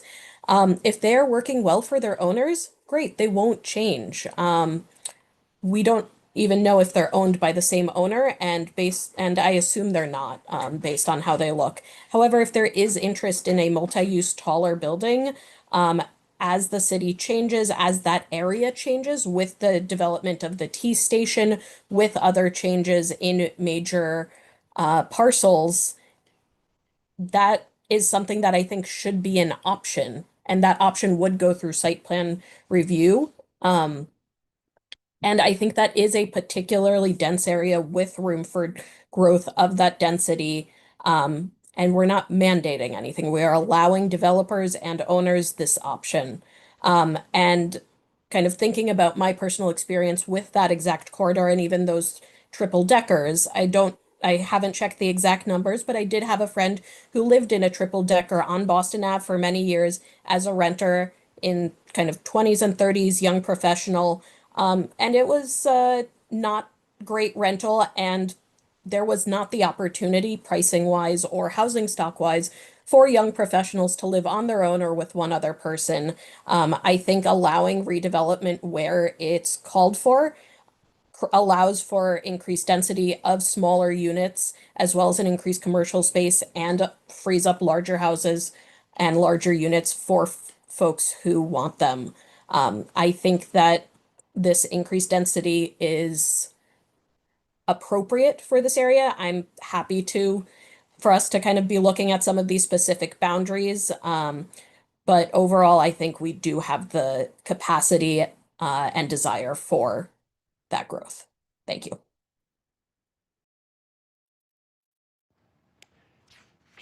Thank you, Ari. I appreciate it. I just want to make one comment about historical because you mentioned it and I forgot to mention it in my comments. And I appreciate that not everyone, even on this board, agrees on every subject all the time. There are actually no buildings north of Winthrop Street in the north zoning area that I think the Historical Commission, which I still sit on, would put as preserved. Like there's so many in Medford Square that we're definitely going to do that, but I don't think there's a single one in the north. And now I think St. Clement's School both the high school and the other one, I think they would be in that historical bucket. But by and large, most of this district, 90+% of it, in my opinion, does not have a lot of historical character that we would care about. That's my reading of the historical commission. So I appreciate that. I don't think it's going to be a barrier here, but one of the things we did in Medford Square is we incentivized by historical buildings by giving them more height to save the building. But if you look at what we're doing now, we're giving a lot of height before. In other words, if we give 3 or 4 floors and there is other ways to get there, historical won't be important because they can do the green score. There's other ways to get to that. Then the historical will be meaningless in those 2 historical buildings that I talked about, the 2 St. Clemens ones, because we've already given them so much height to begin with and then added a few floors on top of it that I feel like we might lose the carrot and the stick approach that I think we successfully did in Medford Square to I think have a solid preservation approach to those buildings. If not, there's no guarantees, as everyone has discussed many times, about saving really any historic building without some incredible efforts. So anyway, do you have any other final comments? I appreciate those excellent comments. Sounds like you're good. That's it for now. Thank you. Thank you. Just to confirm again, I had remove walking court from BA3, no parking mandate for the lodgers, allow purpose-built student housing use, and generally supportive of the currently proposed heights. That's correct. That's right. Great. Okay. Great. Thank you both. Paige, you want to go next? You were number 4? Nope. It's all right. Are you on 3? 3. On 3. Press the, yeah. There we go. Thank you. Ooh, it's loud. Thank you for everybody for being here, and good to see everybody again, a few nights in a row. So I'm excited to hear about Walkland Court. I think that's really important that we distinguish that. My question is, and I don't know if Chairman Carr, if you're able to pull up your pictures of Walkland Court, can we just see the difference of what that zoning does look like compared to what we're proposing for the Elizabeth Grady section? Because I think that's important to see what's already gone through the boards and the community and what we're proposing now. Please.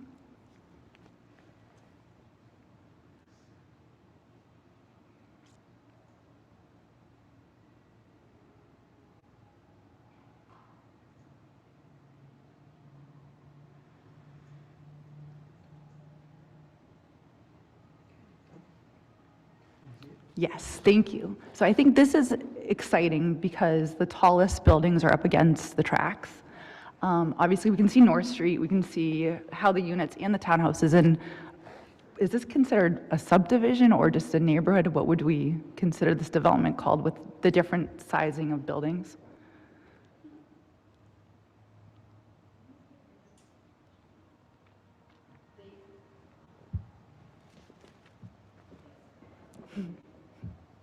Doug's new to the equipment.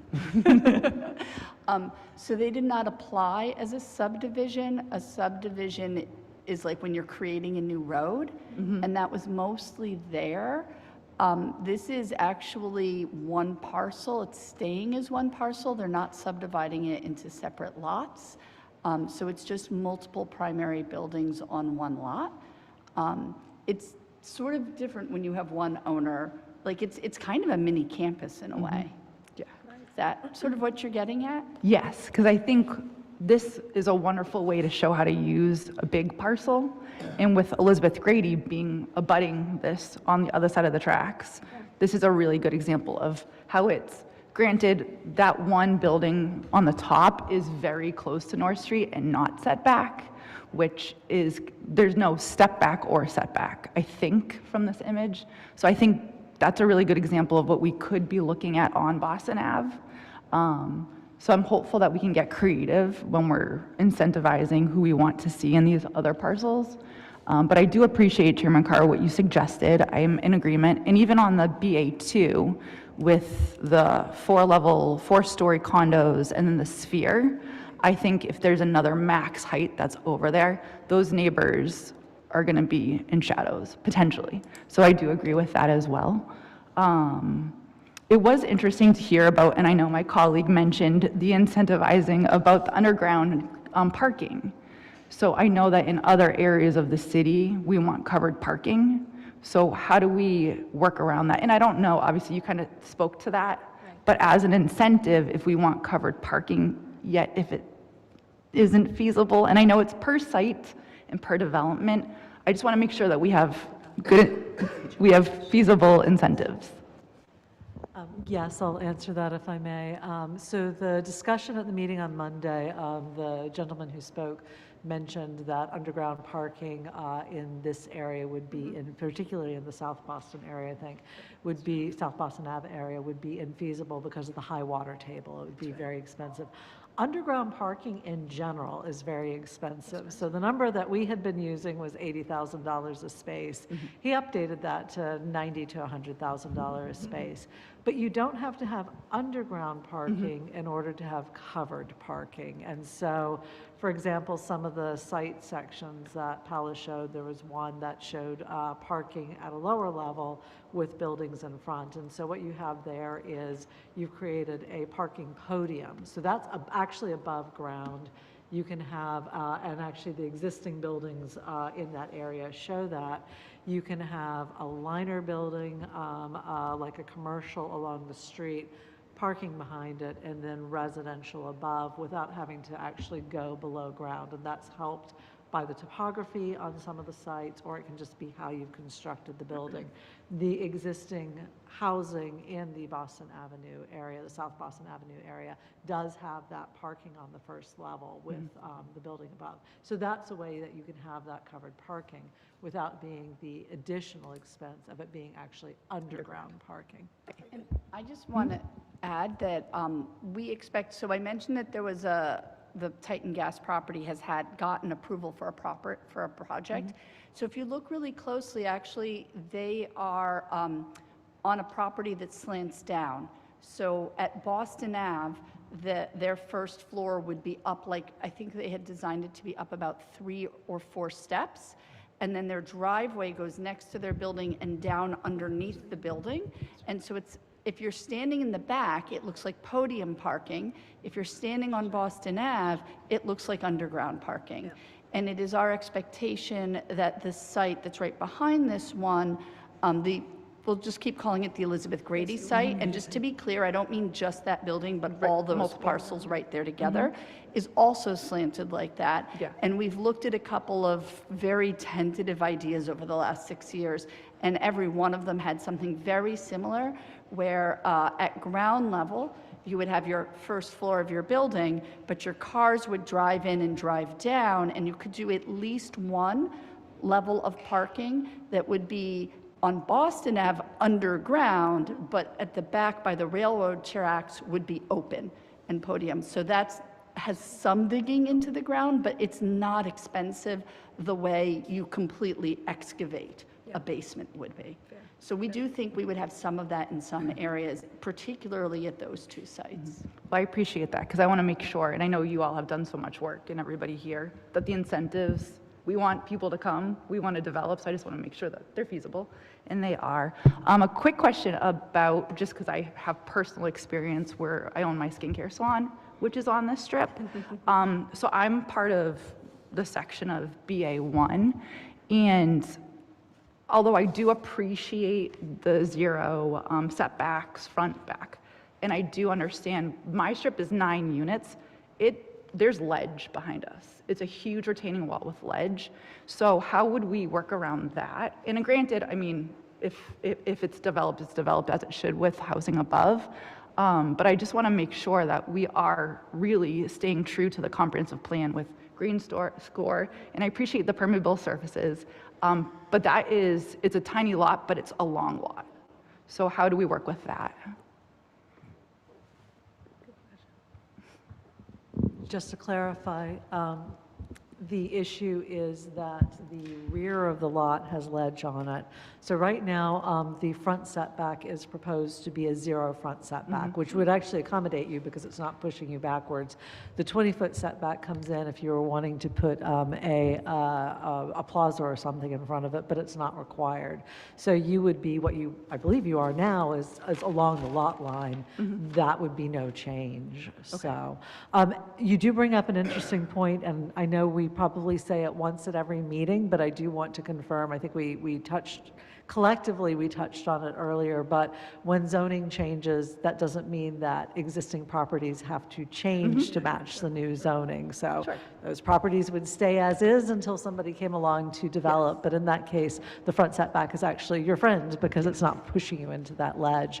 There are usually, there are the opportunity if somebody came in and wanted to do something different and they couldn't meet some of the other things. There is, of course, the ZBA process if they're going to be requesting waivers on that. There are also some other waivers that are built into the proposed zoning to allow the CD board flexibility to address some of these existing conditions that might be tricky. So in general, a combination of a waiver that's allowed by the CD board, and we've talked about some of them already, or an actual requirement from, or an actual application to the ZBA should cover many situations. Now, the Pella is reminding me that it's not just the 0 setback, but it's a sidewalk setback as well. And you do actually have a waiver as a CD board. So for new construction, so if your building were to be torn down and somebody was proposing new construction, then we have the requirement that it has to be set back from the lot line at a distance sufficient to create the 12-foot setback.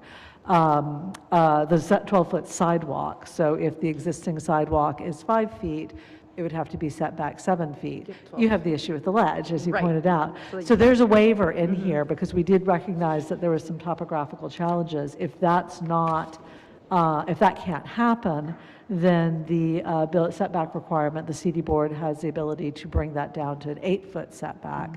Or sidewalk. So therefore, if the public sidewalk is already 5 feet, you would only have to add 3 feet in order to meet that requirement. So we could consider whether or not we need to add additional flexibility given the presence of ledge, and that's certainly something that we can talk about as part of the policy decisions that you all are making today. Perfect. Thank you so much. And I think using the building where I'm at is a great example because it's such a tiny lot, but I think it just shows also there are other areas on this corridor that could use a setback and would be appropriate. So I do want to be really mindful of that. Yes, that little strip, totally, that makes sense. But I think we do really need to look at the other ones because I think a setback is appropriate and step backs too, because that was something that I learned in the square of how wonderful that is to still grab the units that we really want for housing, but not make people in shadows. So, you know what I mean? Absolutely, and we do have a step back, so just for terminology for people at home, step back is the upper level floors stepping back from the facade, from the front facade. We also have those requirements, same as we talked about in Medford Square, about if the building is next to a residential district, it does have to meet certain requirements for step backs on those upper stories. That's that 45-degree plane that we talked about. So those have all been retained in this. I think we learned those lessons during the Medford Square. So thank you for that. Thank you. And I have just one more, and I would love to pass the mic. We did get a lot of public comment, and I know a lot of us didn't get it this afternoon, which it's to no fault of anyone's. So we all are looking at public comment and listening to public comment. But one that I did see that was actually fascinating was about data centers. And that's not something that we had talked about. And it's an interesting thing that is going on. So I didn't know if you had any experience with data centers or zoning around data centers, but I do think it was brought publicly. So I would just like to hear what y'all have experienced with that. So we have not yet done zoning for data centers. It's actually, zoning for data centers is relatively new. One of our former clients actually was one of the first towns to bring one forward. So is fast. I can't wait to get a chance to read it and look at it. So data centers are currently not allowed at the level that we all think of as data centers. Obviously, an individual building can have its wiring closet and all that, but those single-use data centers are not currently in your table of uses. They're also very large. Yeah.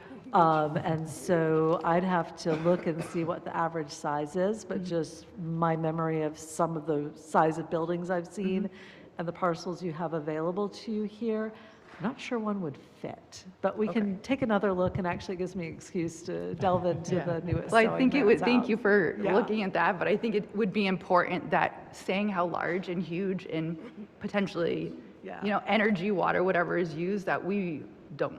So if we can. At the moment, so you have zoning that if it's not in your table of uses, it can't be done. It's not currently in your table of uses, so it is therefore not currently allowed. Excellent. Thank you. Thank you, Paige. Just a couple comments. Excellent comments, thank you.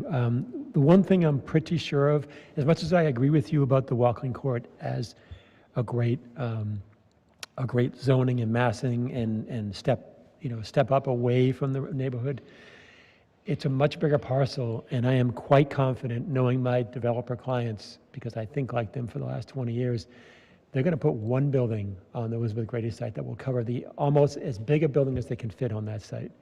And they'll put parking and retail below and as many floors as we allow them to put above.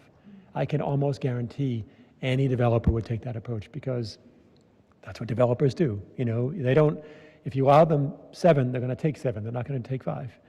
And that's okay. That's why we're doing this. The use is something we're debating. I think it's a healthy debate.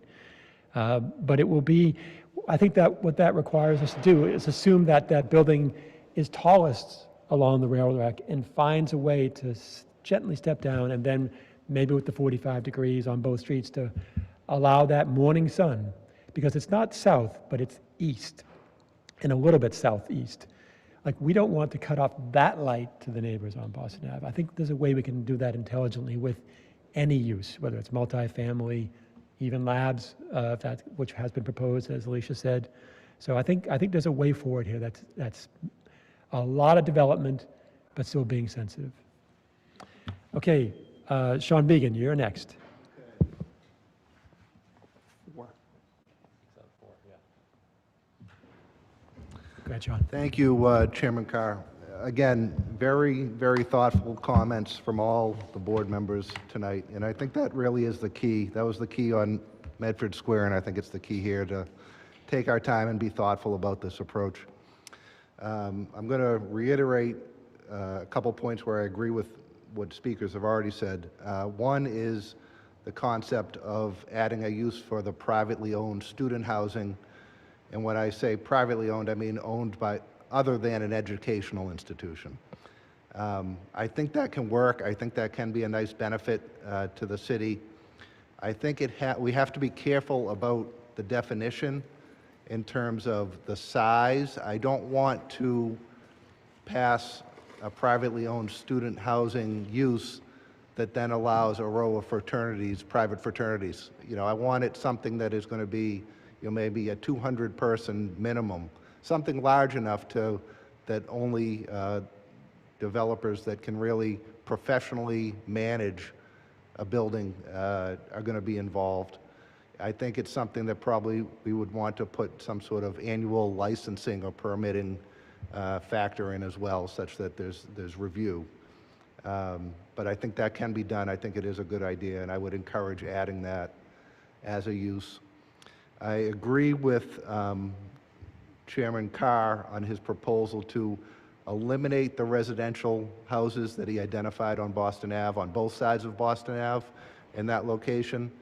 And then in doing so, I would also propose that we eliminate from the use table the single-family, two-family, and three-family dwellings from the BA1.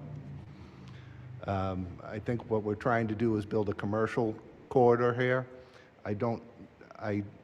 when we start to put in residential uses or start to rezone residences, and I know these houses are in an apartment 1 zone, they're not necessarily in a residential zone, but they are residences.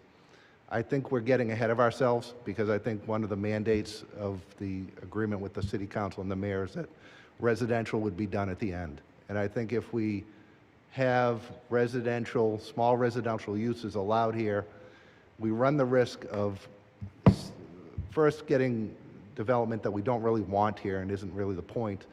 But secondly, in a way, we're setting some precedent in terms of dimensional lot sizes for residential uses that might come back to bite us when we actually do residential zoning, next year sometime. So that's what I have to say about the residential portion of Boston Ave. In terms of the heights, I'm comfortable with the BA1 as it is now. I wouldn't want to go higher. I think Chairman Carr is right on the money with the BA2 in terms of where that height should probably be. And then with the BA3, where those lots are so large and there's so much room off the street, perhaps we could have a height that varied as you got further back off the street, so that when you're back at the tracks, as Chairman Carr said, perhaps you're higher than what's allowed right out on Boston Ave. So I think that would be worth talking about. And let's see, just one other ticky-tack thing that I always harp on is that right now we have a marijuana use as allowed by the ZBA, and it's not allowed in the marijuana ordinance that we have in the city. So before we start putting it into our zoning, I think the correct thing to do is change the marijuana ordinance, say where you want to have marijuana retail. And I have no opinion as to whether it should be on Boston Ave or not. I don't really care. For me, it's more a procedural thing of we can't say the ZBA can approve it here when the marijuana ordinance specifically says it can't be approved here. So I would say let's take that off, or just maybe put a note or an asterisk that says, refers them to the marijuana ordinance, and then put in that ordinance all the areas where you want to allow marijuana retail. So that's all I have for right now. Thank you, Sean. John Anderson, let me unmute you. Thank you. I don't know where to start. A lot of people have covered a lot of points already, and I really appreciate that. So I'm just going to go kind of in random order. One of the things that I don't really understand is the role of the Community Development Board versus zoning. This has come up in a couple of site plan reviews where the applicant has taken the position that, well, the zoning says that what I want to do is okay, so you can't tell me to do something different. Now, it never really came to blows or court cases because they were looking for a quick approval, so they relented and would go along with our requests. But my question is, if push came to shove, can the Community Development Board, given the design standards that we have, say, okay, the zoning says you can put up a 6-story building, but in this particular situation, that would be unfair to the neighbors, so you can't. I just don't know the answer to that question. I know the attorneys for some of our applicants have a particular viewpoint on that. I obviously think that's a question for Alicia and the staff. I don't think we should tackle that here. You're raising it as an issue. I think it's a good issue. Yeah. I don't think we want to. I know. I don't want to debate it. Yep. I'm just saying, though, it gives us an out. You know, if we trust the Community Development Board, which I certainly do, then if something slips through the zoning and it's subject to site plan review, there's a backstop there. That's the only point I'm making. I'm concerned that we've never tackled the definition of high-frequent transit. Before you go on, Good. could I just sort of address the thing? If something is allowed under the zoning, it's a yes. and the height is allowed, then the CD board cannot just say, no, we don't want to do it. We don't want to allow it under site plan review. Like, it's allowed, they have a right to do it. If it's a special permit, that's where you have, right? So if the use is CDB, then it's allowed. But if we say that a 7-story building is allowed there, and then but it has to go through site plan review because it's a large building, the CD board can't just say, no, we don't want it. You want to, Danielle's going to be more nuanced, I think. Danielle Ebenstein Brothers. So I don't exactly agree with that. Site plan review, you can condition things and say that it can be lower, but if that equates to making it like uneconomic or not developable, then they can say that these conditions basically equate to a no and a denial, and you can't deny the by right use. But I think it's totally within the purview of a or of a site plan review authority to say, to mitigate the various criteria and standards that say this, 8 stories on the east side of the building would have a detrimental effect and would shadow and all of this, and should be stepped back, or the footprint should be changed. It's not just a, yes, you have this envelope you can build to, and if you say no to that, someone's dragging you to court. I don't agree with that. But they have to be defensible reasons, and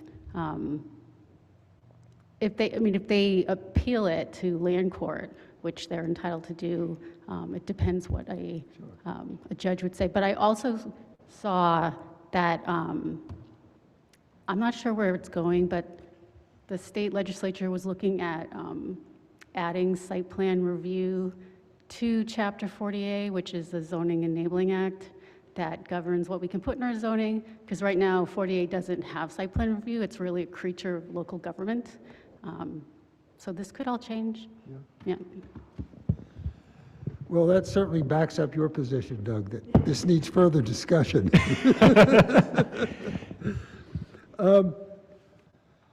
There was the issue of noise with certain uses came up, and perhaps this is something we could toss to the city council to review their noise ordinance, if there is one. Is there one? Oh, Yeah, good. the city has a noise ordinance. It's one of the oldest ordinances the city has. That's great. But these sorts of issues should, the noise ordinance should be able to deal with situations like that. I'm concerned that the definition of high-frequency transit is still floating around out there. And it came up in the context of site plan review of a building on Salem Street. And there was some real ambiguity there. And I don't think it's just the ambiguity. I think the concept needs to be looked at more carefully. I can say just from personal experience, my house has pretty good transit if you want to commute to Boston every morning, or maybe even Cambridge. And I unfortunately was not able to use it except for a couple of years when I had a job in Kendall Square. But even when I was working in Kendall Square and had a T-Pass, I think I used it once other than to go to work. Just because the service didn't accommodate, going to the museum, coming home within an hour or two of when I wanted to. It just didn't work. So there's kind of two kinds of, there's high frequency to get to work, and there's high frequency for pleasure outings. And one means you don't need a car, and the other means you do need a car, or you need to have a big Uber bill. I think getting back to parking again, there's some material in here that talks about shared parking and how that can reduce the parking requirements. I found that extremely confusing, and if some more examples worked out would be very helpful.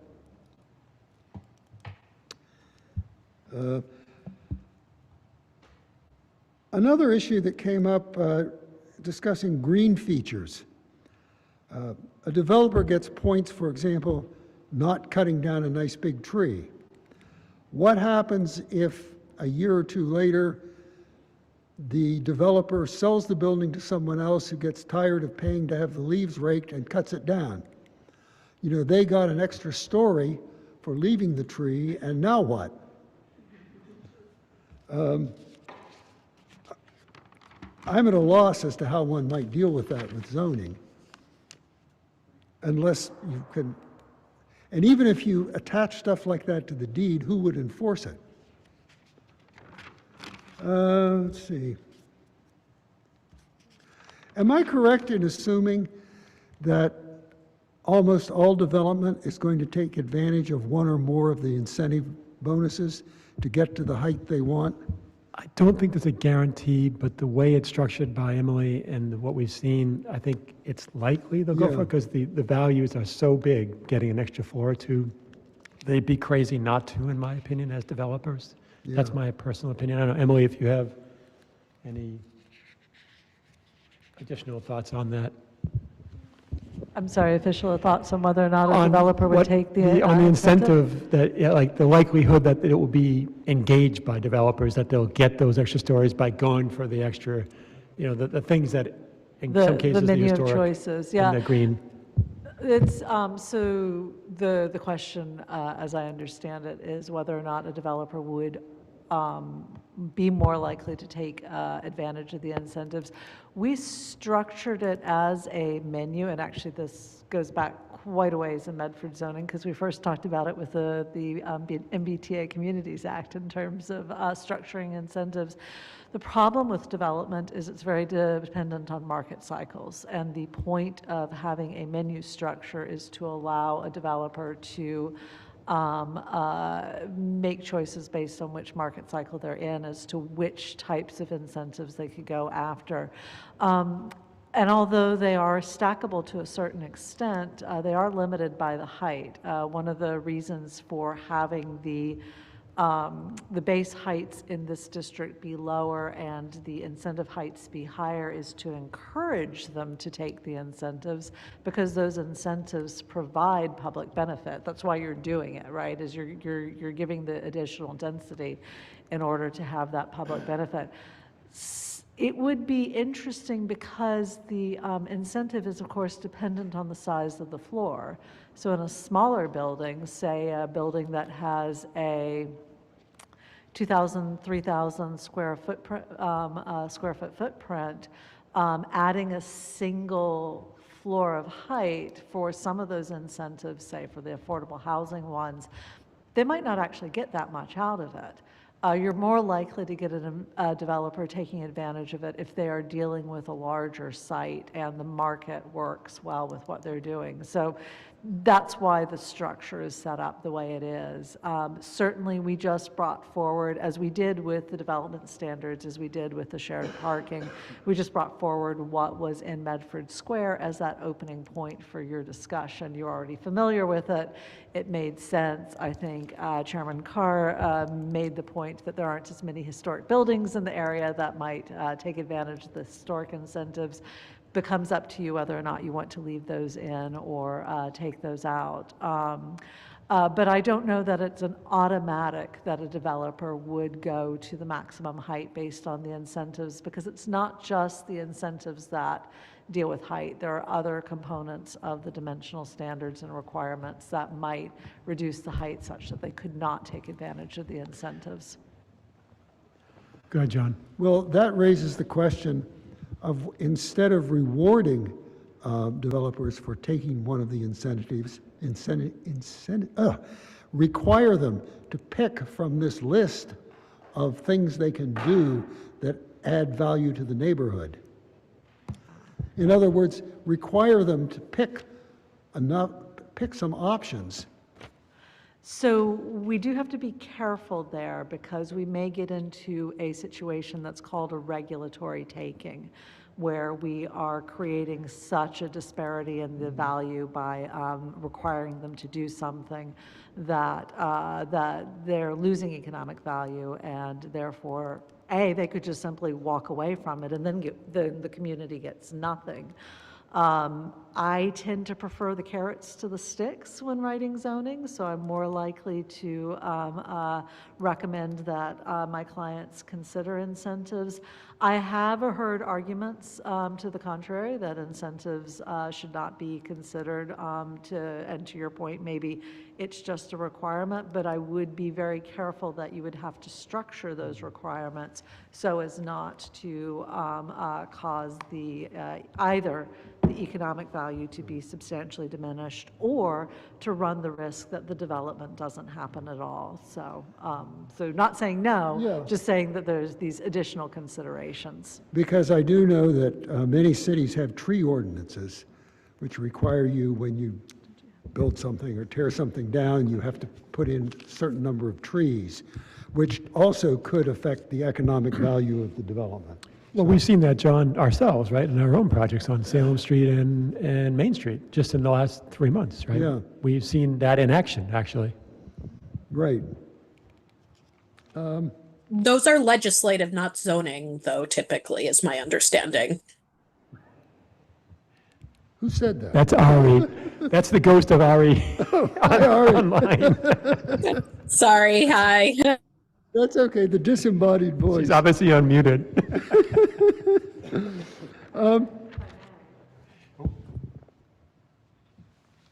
If I may, just to add to that, the green score, which you all have, you the city, not necessarily you all personally, but the green score, which has already been adopted by the city, does have those requirements. Right. The developer must meet the green score requirements if they hit the thresholds. We actually went through those in fair depth on Monday. I have to give all credit to the patience of the people there. Of exactly what would be required for the green score. That is existing and that is required. My next comment or question has to do with the use table and allowed usages, which we got into a little bit. I wonder if was some sort of rubric used in deciding what uses are yes, what uses are no, what uses are ZBA. Because, for example, I noticed that makerspace and work-only artist studio is yes, yes, yes, but if I want to run a carpentry shop, it's no. And, you know, if I'm producing wooden sculptures, I'm okay. If I'm making designer furniture, maybe I'm running a carpentry shop. I mean, is there a rubric? I'm not trying to dwell on that specific point. I'm just trying to say that a lot of these uses are similar. And so how did you decide what's yes and what's no and what's maybe? Just waiting for the... Thank you. Excellent question. In many cases, we started with, so all of these are coming from your existing table of uses. We are using your existing table of uses, and we are trying to be consistent with what has been allowed in similar districts, what may be allowed in the current existing districts that are being replaced. I believe the carpentry shop may be classified as an industrial use. And the maker spaces and artisanal spaces are up in the commercial uses, so that would be one reason why they would be different, is the levels of intensity and how they're classified. Certainly, we're happy to take a look at that. I would also say that one thing to think about if you were wanting to open up some of these other uses, certainly we've been talking about a few in this conversation, is to make sure that the definitions are separate from the standards. So for example, we were talking earlier, the conversation about whether or not to allow for privately run student dorms. You would have a definition of what that is, and then if you wanted to put standards on it, like the number of rooms or the annual licensing, I think that was mentioned, that should go into the use standards section, which you already have for the historical conversion, and we're proposing for the drive-through pharmacy. So just a couple of other things. So for example, if you wanted to allow carpentry shops as of right, but you wanted to have some sort, or even by site plan review or special permit, and you wanted to have some sort of limitation on that, you would want to consider consider adding use standards in, but I believe it's because a carpentry shop was classified as industrial in I your believe you're existing right. table of uses. Are all these uses actually defined somewhere? I mean, Not all, many Okay, are. many. Certainly the new uses that we have added in over the past couple of zoning rounds, those are defined. That was part of what Okay. we did, but I don't know that every single use Right. in the table of uses Okay. has been defined. That might have been, some of that would have been through the Right. recodification. because, there are these sort of anomalies, like we want to give pharmacies drive-through access, but not eating places. I'm actually not a fan of the pharmacy drive-through. I think it's suburban, and this is an urban corridor. I just think it's a bad use. My preference is to make it go away. Let's see what else I got.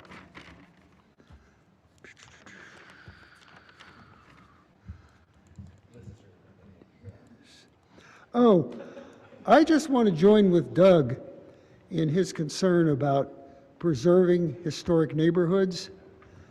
And I'm not approaching it from the point of view of all these buildings have historic significance. I'm just approaching it from the point of view of being a fan of older housing. And why is that? It's not out of sentimental reasons. In fact, a huge portion of the housing in Medford has been here a long time. Most of it was built before 1950. And these are buildings that are much less expensive to buy than new construction. When I bought my house, it's like got 5 bedrooms. It wasn't in great shape, but it was perfectly livable. But for only maybe another 25% more, I could have bought a tiny condo. But I chose to buy the old house because that was my preference. And at the time, I thought I needed the space. I don't know what I was planning to do with it, but I thought it was a great idea. I'm just saying that when those 3-deckers we were talking about, when they get torn down, and they will, because we know about Adam Smith's invisible hand, the idea is that in a capitalist, profit-driven country, society, the most economic use of an asset will be discovered and taken advantage of. If you can make more money building houses than growing wheat, you're going to build houses. If you can make more money tearing down the triple-decker and putting up condos, you'll do that. And all over Medford, I've seen examples of where modest houses have been torn down and replaced by $1 million plus condos. So you're not just adding density, you're gentrifying when you do that. And I think that's something we need to keep in mind. That's all I have at the moment, except I want to ask a question. Is this our last chance, really, to influence? No, We're continuing. continuing to next Thursday, June No, I'm 11th. talking about to make more suggestions for changes. No. Okay. I mean, we have a menu that Zach is developing of, I hope that it's consensus on this list of potential changes, but we have to see that. And I think if Medford Square is a precedent, it was more than one bite at the apple to make sure we got it right. I remember. I'm sure you do. Okay. Yeah, I think the idea is to try to give some direction tonight, see the response to that direction, and then, consider that. Right.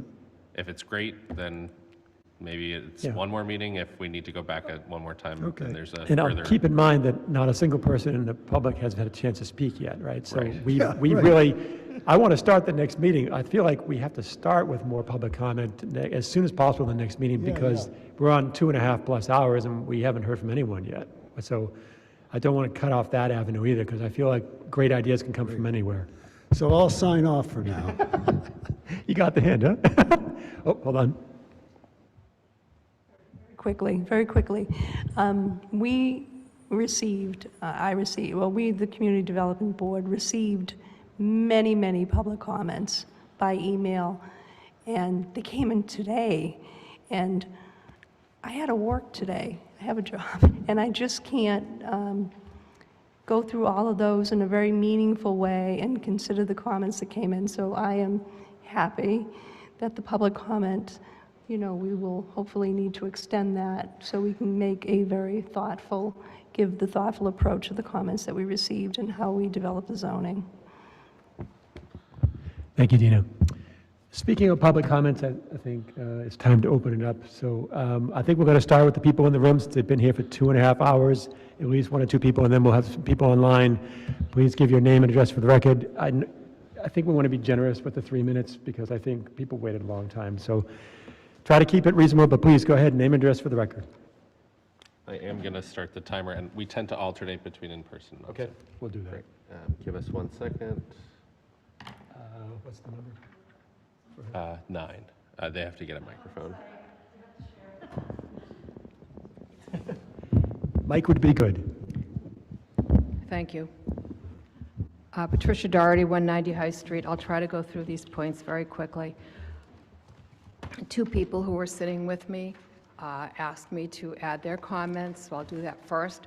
One woman lives on Burgett Ave, and she was wondering if you could have a site visit, both the City Council and the board, because it is a very good example of they back up to the Cummings building and what it did to their neighborhood. Also, they are now looking at the new Tufts dorm going up, and it's another monstrosity. The Green Line took away all their greenery already, so that's her main request, and I think it's a really good idea. The other person mentioned traffic, density, and everything else that some of you were taking a consideration of, and I want to thank you very much because it sounds like there's been some common sense, and it was greatly needed. People are really, really nervous about the density and about the height. You know that from last summer, from the uproar that took place. This is why you're sitting here again a year later, because last year the residents did not want that to go through. Okay, now these are my points. Sort of going backwards, I heard some people interpreting what I would consider to be the law or statutes, and I think they shouldn't be doing that, but I think you're stuck. You don't have a city solicitor. I implore you to ask the mayor to appoint a city solicitor. I frankly don't know how you're passing ordinances because the charter is very clear. So arguably, you need a city solicitor to sign off on any ordinance you pass. An outside law firm doesn't have the authority to do that. The KP Law Firm had made it very clear a number of times that they represent the mayor only. Okay, back to the zoning. It was mentioned by a board member that it would be, she wanted density to allow young professionals to live on their own. That's not the responsibility of the residents in the city to suffer that. They take care of their neighborhoods, they do whatever, and they don't want extra buildings and all the things that you mentioned. The other thing is that one of the team members over here mentioned that if you own property, you don't have to build up. You can just stay as it is. That's true. But if you're all of a sudden surrounded by 5, 6, and 7, 8 stories, you're more likely to sell your property. And these aren't blighted neighborhoods. These are well-maintained homes, and these people care about their properties, and we have a responsibility to make sure that we don't allow that to happen to them. With regards to the student dorms, I sat on this council for many years, a long time ago, and Tufts would come in front of us often and ask for help in building a dorm. And because of the Dover Amendment, of course, they get to build their dorms, but they often worked with us because they didn't want to offend us. We had a vice president of Tufts who was the community development liaison. I don't see anyone here doing that on a regular basis. But I can tell you that at least 3, if not 4 new dorms have been built. It didn't alleviate the problem in the Hillside neighborhood at all. All it did, and that was what they promised, no more parties, no more cars, no more beer cans on lawns. It didn't help because all Tufts did was increase their enrollment, and if you look at the numbers, you'll see that that happened because they had the dorms. And having been an upperclassman at one point, not at Tufts, and my kids doing the same thing, and many nieces and nephews doing it now. As you know, upperclassmen don't like to stay in a dorm. They move out to apartments, and they always will. So that's so much for adding 400 to 500 rooms for a private dorm.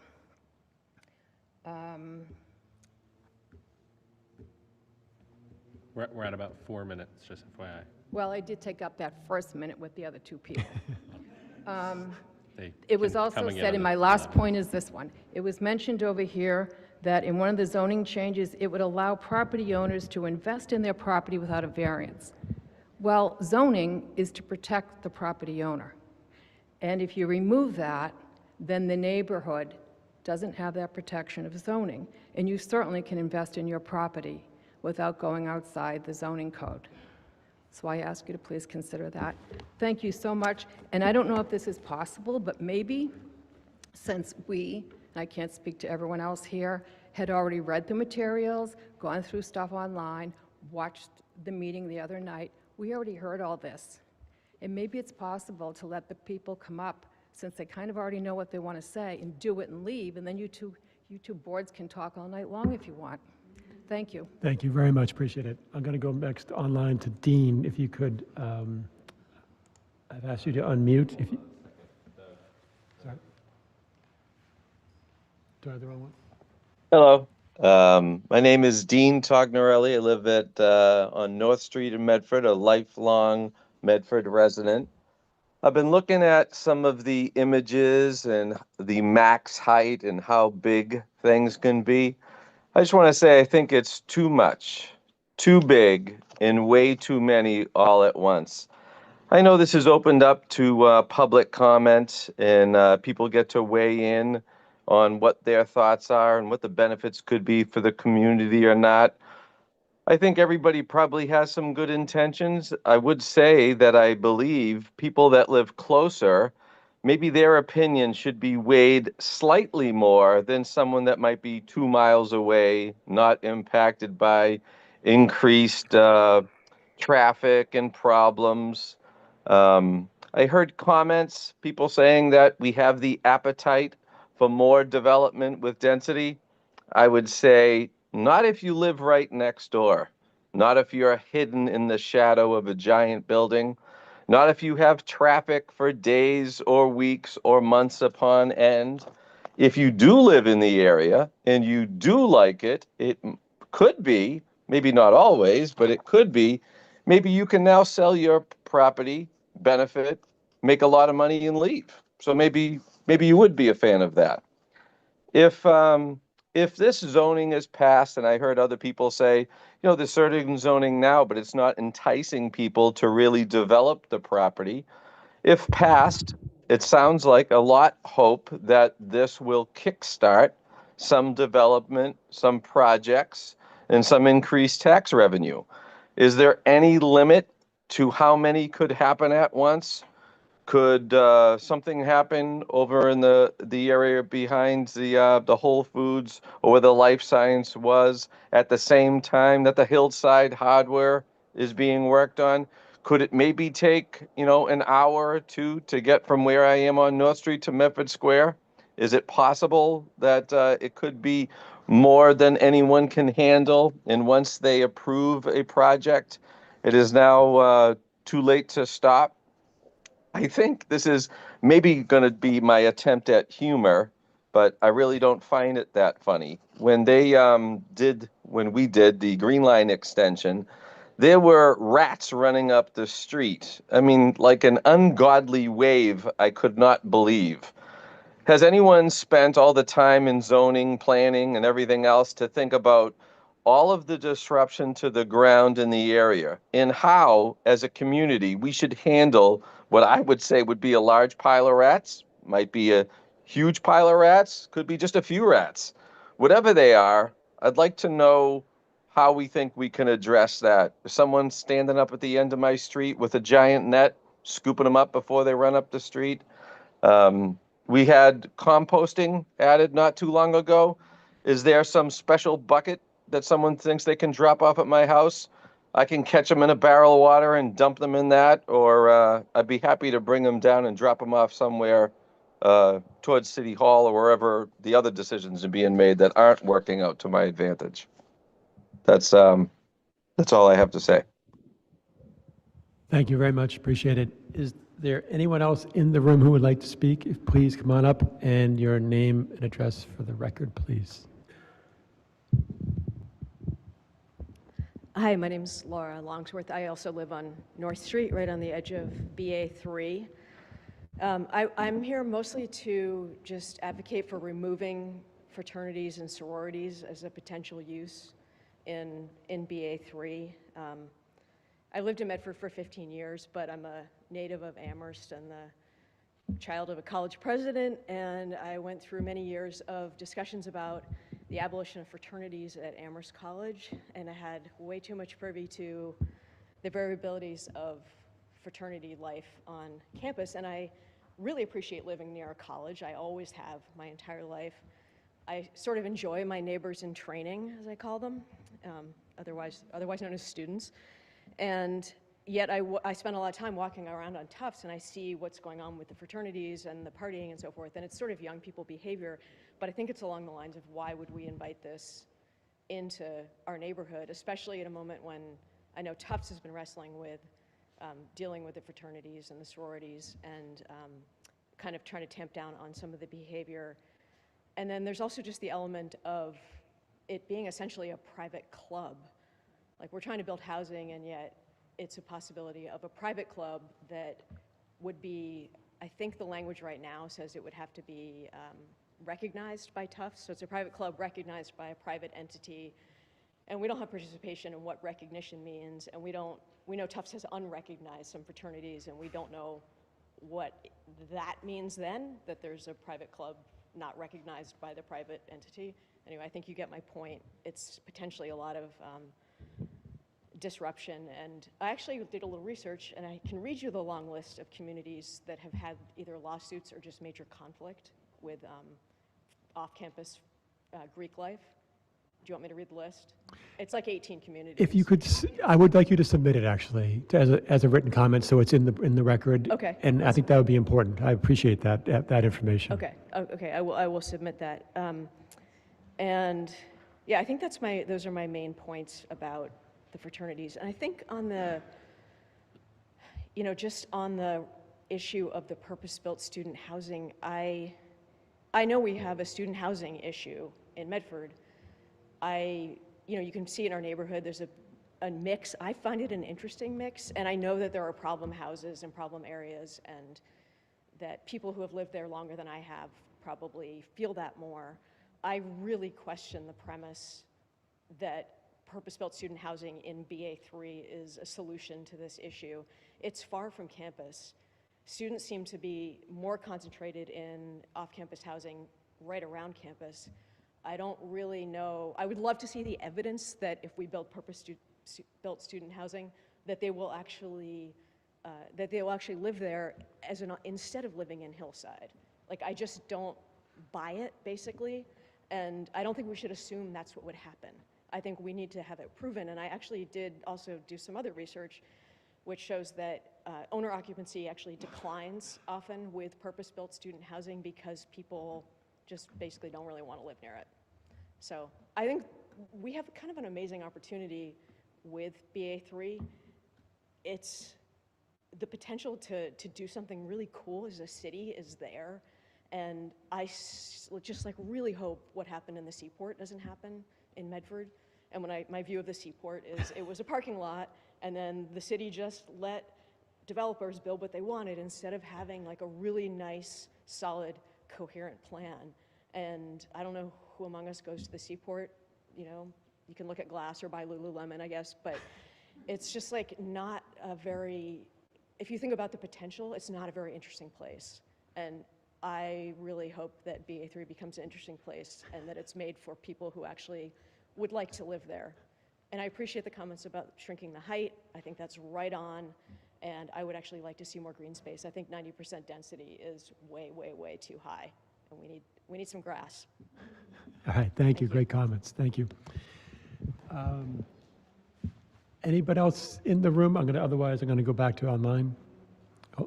Oh, yes. Thank you. My name's Anita Nagum. I live at 9 Norton Avenue. And I agree with most of Chairman Carr's comments, but I do take issue with one in particular, the height along, that you think the height along the tracks can be big. I live on the other side of the tracks, along North Street, just off of North Street. It seems to me that you have not really considered the consequences of building there on our side. When 200 Boston Avenue, 10, 15 years ago, wanted to build an extra 2 stories, they were 4 stories originally. They wanted to add 2. The neighborhood objected. Okay. They were built. Now there are labs on that floor with lights on all night. They shine into my house. There is a huge privacy issue, and I'm not even as close as many people are. I also take issue with your characterization of Walkland Court being a good example of the step down. If you look at it from Auburn Street, it is. If you look at it from the side, it is anything but.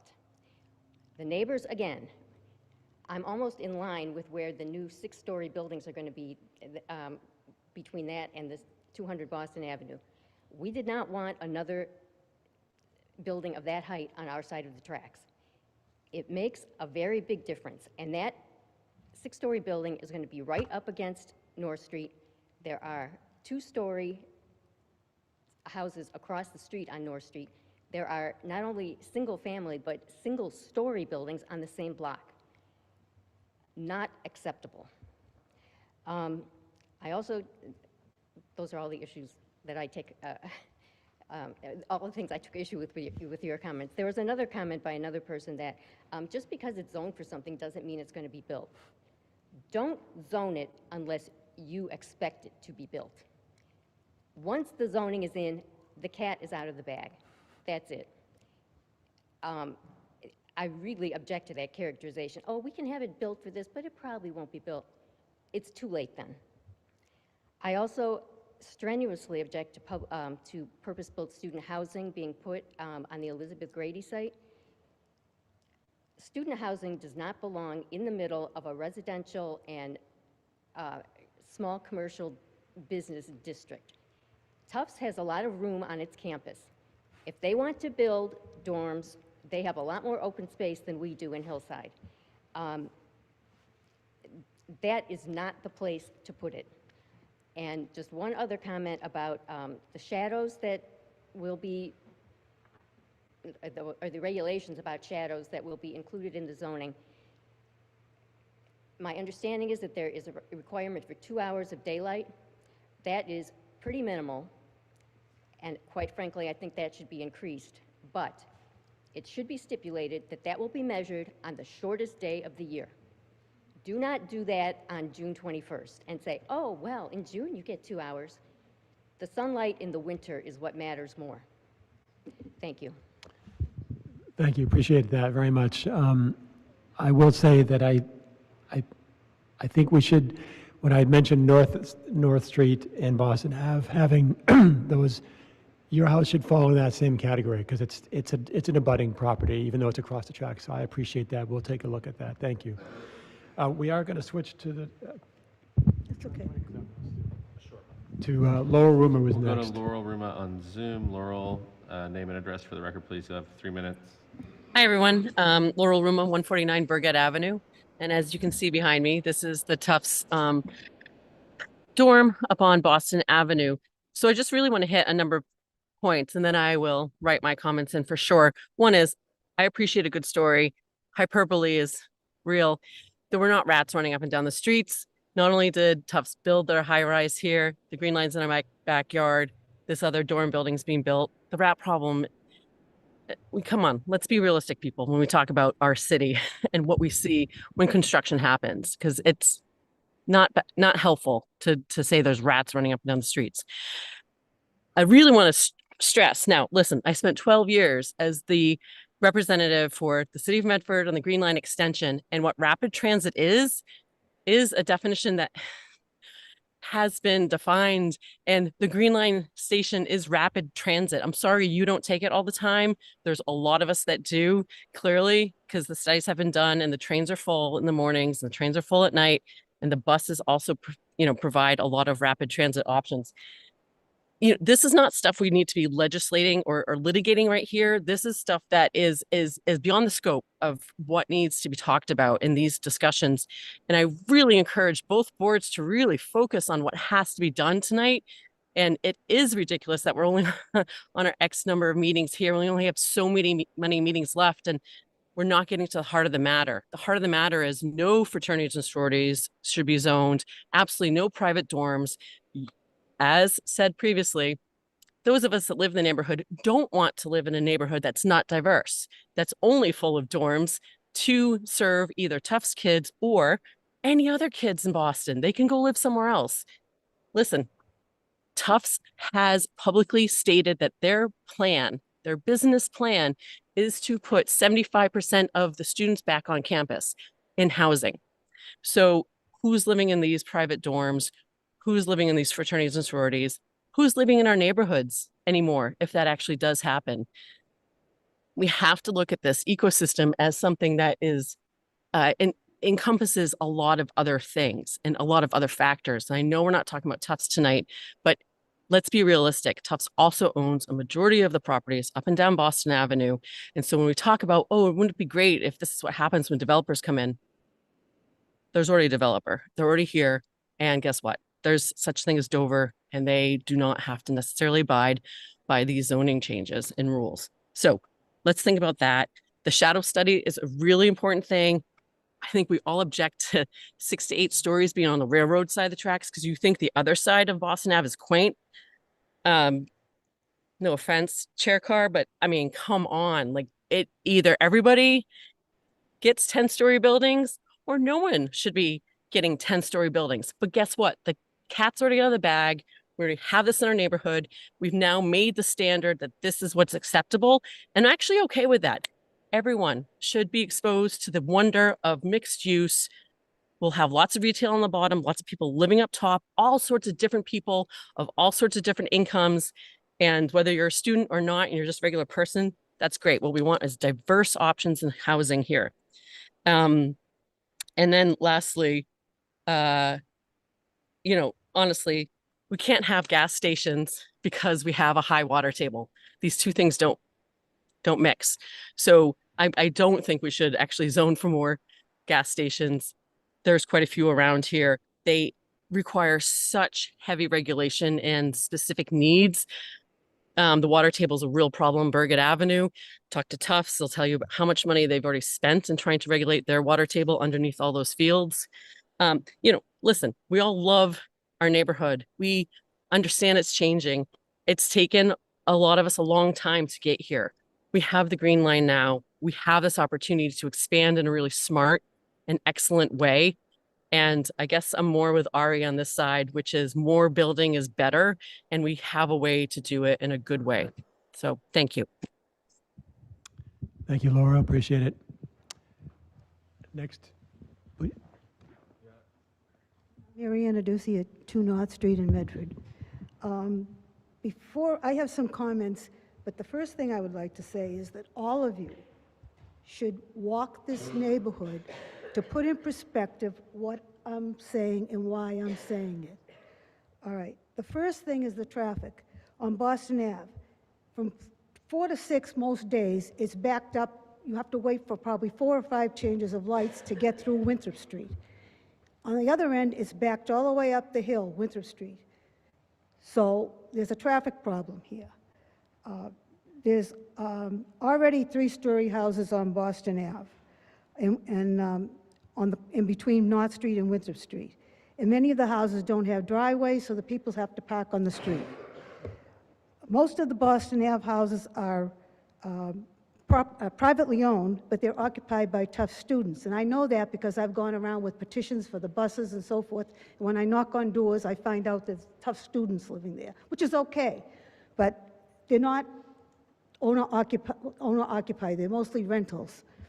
The Walkling Court redevelopment is going to house 300 to 350 people when it's completed. There are 2 6-story buildings along the track, as your illustration showed there, 1 4-story apartment building in the center, and several townhouses around the circumference that back up to the residential houses. The six-story buildings have, the ground level is parking under the building. It's not below ground, it's on street level. Over the bridge between Marshall Street and Boston Ave, North Street is very narrow. There's only 2 lanes of traffic coming and going. You cannot park on either side of the street.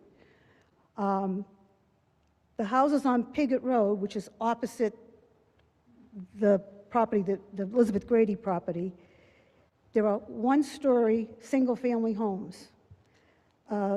Trucks are not allowed on North Street because trucks are not allowed on Route 16, so North Street is a truck route. What that means is that trucks have to come up West Street, up North Street, and on their way because they cannot go on Route 16. So when the trucks get to the Boston Ave and North Street intersection, it's pretty tight there if there's an 18-wheeler truck there. Plus, Whole Foods delivery trucks come and frequently during the day to resupply the store. There are school buses that come up North Street. The current Boston Ave bus routes, my neighbor and I have been challenging the T for the last 4 years because they want to eliminate buses. So there's bus service today, but we've been fighting. Originally, they wanted to eliminate the 94 bus, which still might happen. The 80 bus was going to go on a 1-hour schedule for part of the day. The 96 bus, the route is potentially going to change if it even stays here.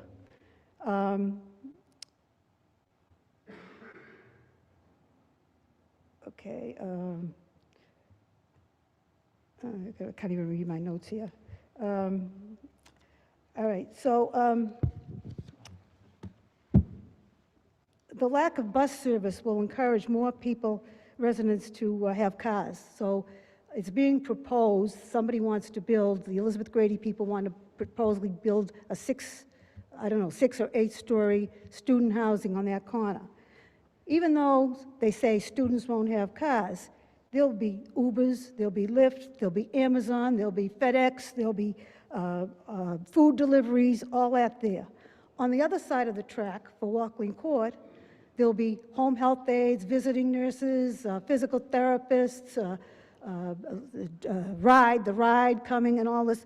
So we're going to have all this additional traffic in our street in addition to the people. So between Walkling Court and a proposed 600-bed student housing, there would be over 900 people in one corner in a residential neighborhood. That's too much. It's too much. I think you've had about 5 minutes. Do you have any more comments, any closing comments? Oh, at the meeting on Monday, the consultant said that there was some kind of a rule that said if there was a single-story house, you couldn't put a 6-story building beside it. The proposed 600-bed student housing is across the street from single-story 6 houses.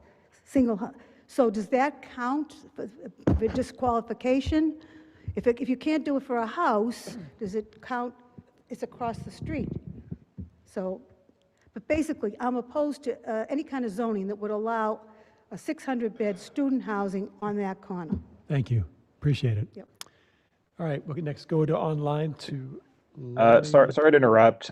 Could we enforce the 3-minute rule? There's 8 hands on Zoom and it's pretty late. I think we will from now on because we have 7 or 8 more people online and a couple here, so we can do that for 3 minutes now, Zach. All right. And we'll do that with Lori Krieger. Let me just unmute you if I can. Hold on. I lost the ability to unmute her when I lost Zoom. Can you unmute? Yep, I gotcha. Hi, Lori. Name and address Jack, for the record. You're going to have 3 Jack, minutes. don't limit me to 3 minutes now. I've been waiting for many hours. So hi, I'm Lori Krieger, 124 Brookings Street, Medford, Mass. And I'm in Florida on vacation. And I got to attend Monday's meeting and I'm here now because I care that much. And I'm going to reiterate a little bit from Monday, but I have a couple more comments. So I want your attention, please. I love you much. So I just want to be for everyone involved.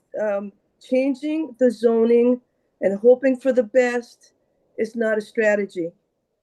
Okay. One of the things I've heard about doing those zoning changes is that we need it for housing, right? And do we really have a housing issue?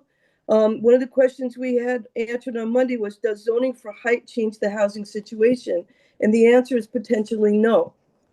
I've looked around the city and around the state, and you know, we talked about the seaport. 33% of the luxury housing in Boston, it remains vacant because the owners don't need that money, and it came from developers. Offices around the state remain unoccupied, so there's plenty of vacant potential dwelling space that's not being utilized. I live on the hillside, and one of the things that is really important to me is owner occupancy. And I think that in terms of that could be part of a successful strategy, owner occupancy. In my neighborhood in the last 5 years, within a 2-block radius, there's been one house that they've been working on it for 5 years. They added an extra floor, but it remains empty. No one's moving in there. They have the building permits, but no one's moved in there in 5 years. Behind me, folks have purchased from the West Coast, have purchased the house, and they have family come and visit back and forth, and they let their coworkers come and visit now and again, but no one lives there 24/7 regularly. It's not a home to anyone anymore. 3 houses down the street from me on the other side, there's it's turned into an Airbnb. And I know that's not by law, but nobody's enforcing that law. And the person that owns it is lovely, but still, it's not a home for anyone anymore. On the other side of the street, further down, there's a couple who own their primary residence is here in Florida. They have a secondary one on the Cape, and the home that they own on Charnwood Street is empty most of the time, but sometimes serves as an Airbnb. So my question, it's not my question, my point is that we can write all the rules that we want, but in our little area, they're no longer being owner occupied dwellings, but rather investors are coming in and using the houses however they want. So the income doesn't really support Medford, and it doesn't support the community, and the properties aren't really well maintained, some of them like they used to be. I also think that there is like Tufts is a tremendous example. We had all these people that weren't interested in that being developed to the heights that it is, but because of a legal loophole, they got to have the building, and it's affected and impacted all of us. So what I'm wondering about is if we have all these incentives toward affordable housing, and we have, plenty of, it seems like lack of regulation for investors that come here and do whatever they want. What about average people? Like my story is that I used to live in Cambridge in the affordable house rent control, and I was moving every year until I got rent control, and finally I got that, and my life stabilized, and I could focus on work. Then they got rid of rent control, and then again it was Lori, like, sorry to interrupt. It's been 3 minutes. I'll only be can a you short wrap up the while. comments? I'll only be a short while more, I promise, and then I'll put it in writing. Then I moved finally. I through support of family and friends, I moved into the first home I ever lived in that was owned by someone in my family, and having that allowed me to become middle class. Having that allowed me to stabilize my career and start pursuing more and more advanced careers. And that's the delta. We're not protecting for the middle class. We're creating and supporting the K economy. Okay. So I just ask us to be really data driven and really mindful of what actions we will take that would truly support an integrated, diverse housing situation where people can own their apartments or own their homes and develop their own personal wealth in this community. Thank you, Lori. Appreciate it. Thank you very much. Next up here at the in-person mic, name and address for record, please. Hi, Erin DiBenedetto at 21 Dearborn Street. Hi. I've lived in this area almost 40 years now. I've raised my children, and some of them went to Tufts University, so I have respect for them in some ways and just feel not so happy with them and many others. I felt like when they took over the coho housing, which was Capon Street and all those streets, and changed all those two families into dormitories and put 14 students in each of those two-family houses, and they kept it in that area, they kind of pushed out the other people that owned those two families. I think there's only one left in that area, maybe more, but I know of one. And I called it the Cape and Creep, the university creeping down the hill and taking over our neighborhood. And at that board meeting with zoning, the Tufts lawyers drew a red line about where they would come and how far they would come based on the fact that we could bring so many people to oppose them coming down to that area. Well, I just found out that Hillside Hardware, which was owned by Walnut Property, which paid taxes to the city, has now just transferred that property over to Tufts. So that means that we have lost that commercial revenue, the sales revenue, the tax income for that. And then will they give us a pilot? When they did the Cummings building, I insisted on a pilot, and they pay $250,000 a year for every year for that building. My point is, this is our chance to zone the corridor and to hold it back from losing more revenue for the city. Also, 700-story, 10-story dorm, what is that doing to our infrastructure? How is our fire department addressing all, when the elevators don't work, when there's a problem up there, when there's a medical issue? We have to respond to that as a city. They only gave one payment of $250,000 one time for that building.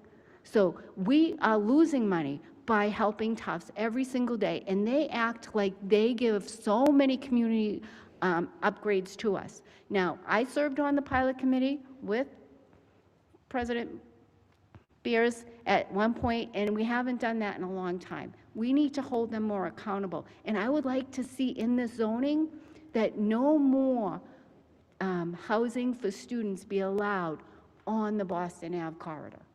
I want that part of your zoning. I loved all of you this evening in your restricted heights, because I don't think we need those heights. It doesn't warrant it. We're on a hill. You build 4 stories on the hill, you look like 6. You're not, I live down the hill. My daughter went to Tufts, she could see her bedroom from her dorm room. That's how close. We walked up first day of school. She was an RA up there for many years, up in Miller. And I have respect for the campus in so many ways, but don't feel like they're good neighbors. I think this is our chance to maximize our holdback of them taking over Hillside and taking over revenue from our city and requiring our infrastructure to support their buildings when they don't even want to build them on campus. So I'm probably at my 3 minutes. I also want to say, I don't want to see that religious building across from the church added to the corridor zoning. I think it's part of the neighborhood because that street has houses on it, and I think it would be a disservice to add that just so Tufts could develop a bigger building at Hillside All right. Hardware. Thank you. Appreciate the comments, really Thank do. you. Next online, Judith Weinstock. Hello, Judy.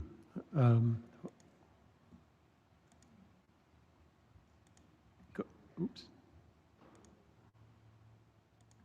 Can you hear me? Hi, Yes, we can. everybody. Hi, it's Judith Weinstock at 144 Burgett. I actually thought Jeremy was next, but I'm going to try to keep my comments pretty brief because it's really been a long night. I'm sure everybody's really exhausted. I would like to say first that I do support Doug Carr's comments. I think one of the big struggles with zoning in general is, particularly in a city that probably fell behind in zoning, is this incredible energy to want to push. We have to make up all this lost ground now. I would urge the city to think twice about that strategy. And I think you do need to moderate the building heights. I think you're going to have a lot of pretty unhappy residents, at least in the hillside, if you don't. And I also think the city ought to be committing to reviewing zoning changes every 3 to 5 years for impact. Nothing prevents the city from coming back 4 or 5 years from now and changing the zoning again so that you can allow for more gradual change across the neighborhoods. And I really do think that gradual change is not a curse word. And I think that when you have really polarized views, that moderation can really be what is needed. I do think that the city clearly needs more tax revenue. I'm not jonesing to approve another tax override in November to fund a high school, as somebody who's sort of on a fixed income. But so I completely appreciate the need for additional tax revenues in the city. I think that has to be one of the main drivers for zoning changes in this town. I will say I have an issue with the word density, and I kind of wish people would define it because it's actually not a defined word. Everyone talks about increasing density, but to what? And since that's a completely unanswered question, in my view, at least I haven't heard a reasonable definition of it,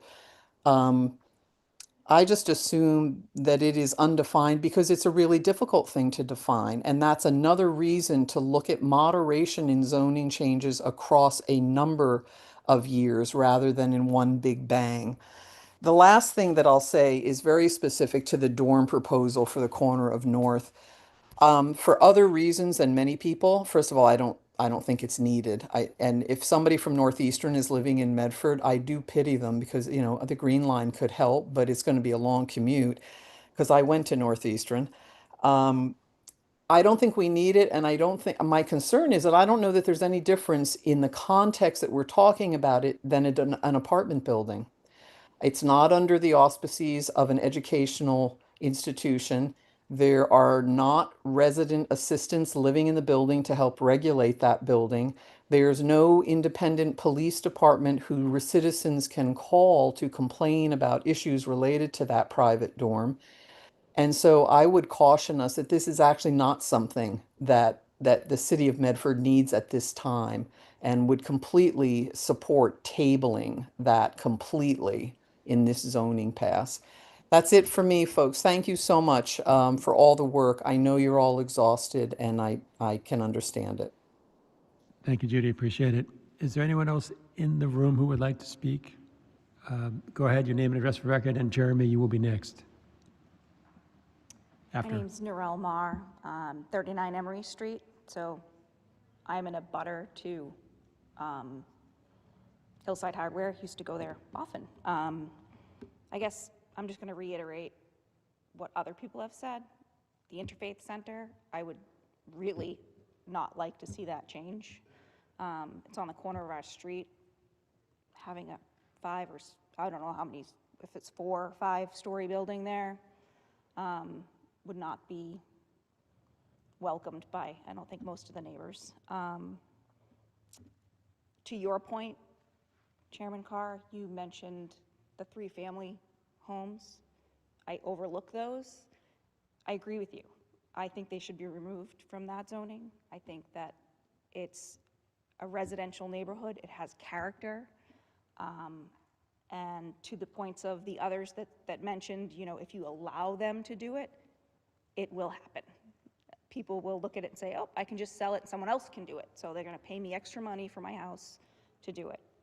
And it's just gonna tear apart the character of the hillside. So, I mean, those are my basic points. I'm against the dorm as well on North Street. Thank you very much. All right, we're going to go next to Jeremy online. Let me just make sure I can get you to unmute. Go ahead, Jeremy.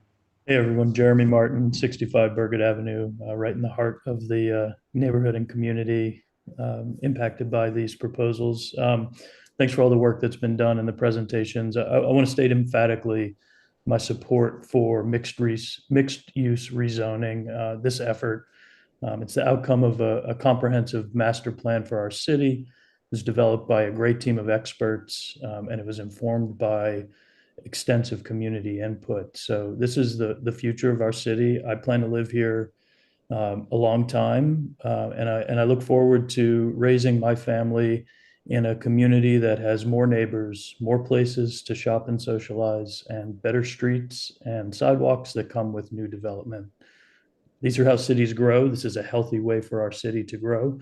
While there is some work to be done to get this proposal, I think, just right, I think it's the right thing for our city. On that point, I think we are still missing an opportunity and the necessity to look at this comprehensively as a corridor by excluding some blocks of residential.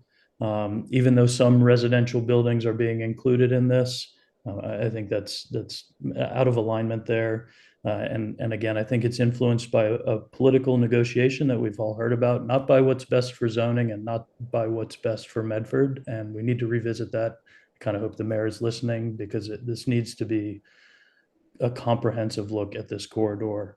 That is most evident on this North Street intersection that we keep hearing about, where one part of that corner is not included and the other has the potential for 100-foot tall building on it with all of the incentives. It's creating tension in this conversation. And I do think that would be alleviated quite a bit by adopting some of Chairman Carr's recommendations for reducing the heights in BA3 zone specifically. There are some nitty-gritty details in the proposal that I want to comment on. One of them is sidewalk widths, and I know the team will get tired of hearing me talk about this. The minimum should be 12 feet if we're talking about walkability and street life.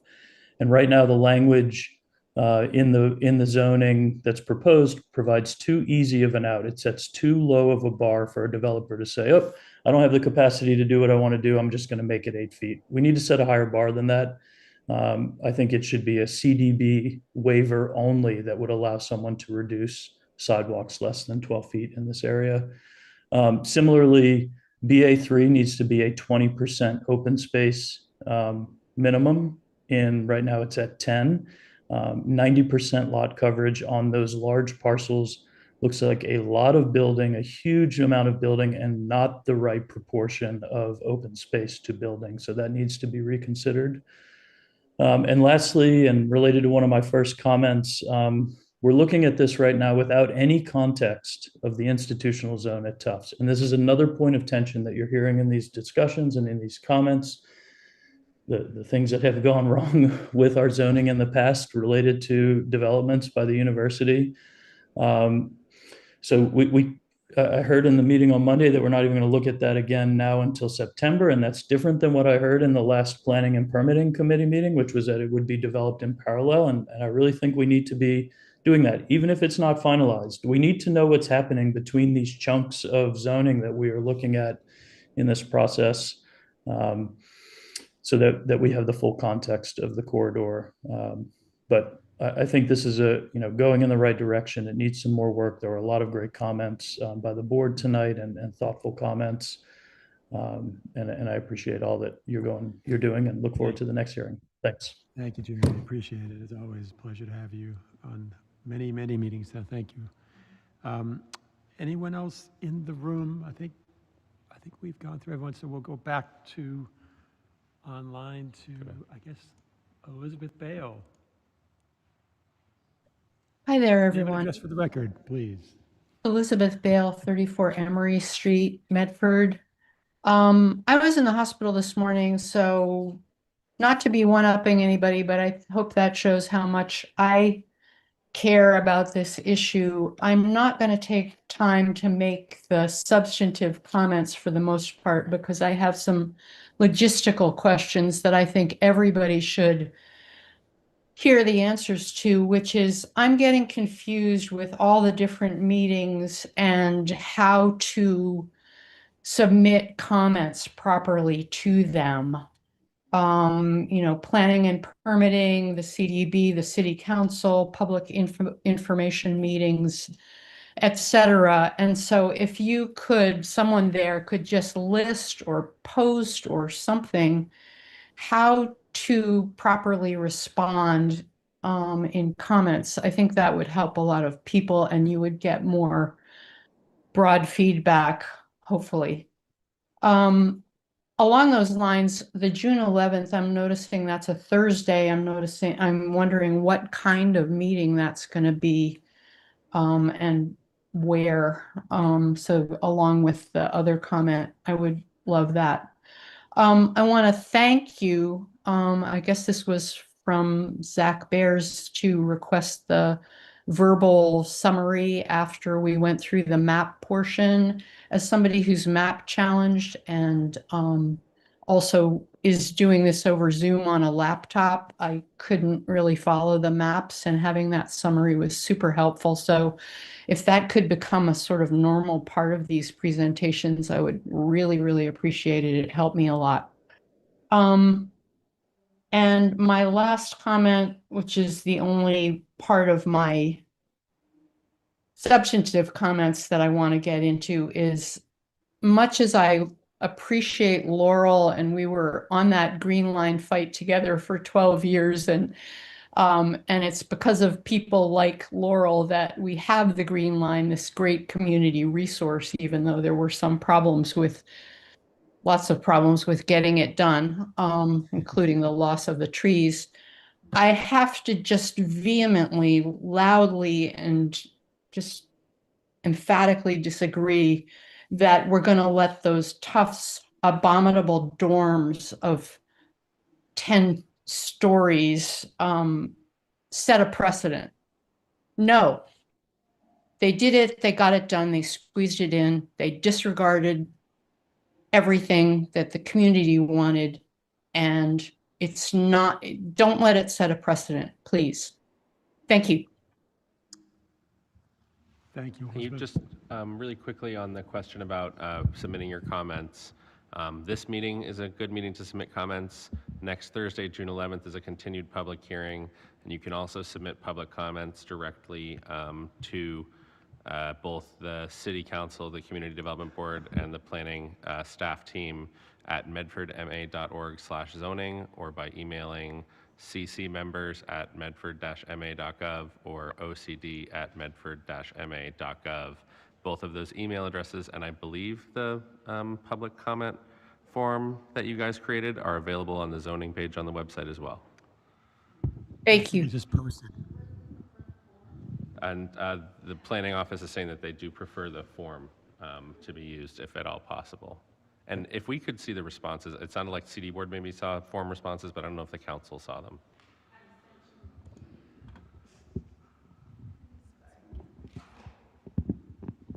Sorry to be shouting. I emailed you a SharePoint folder this afternoon that great. has all of the comments, and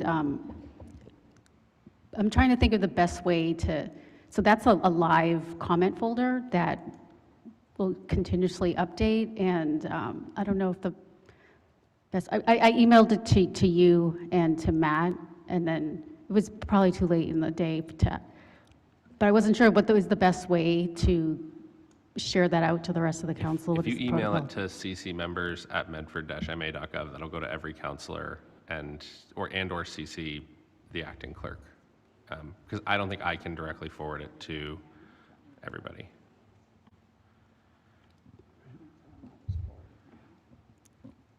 Alicia says she's going to forward it. Great. Because you were on that email, right?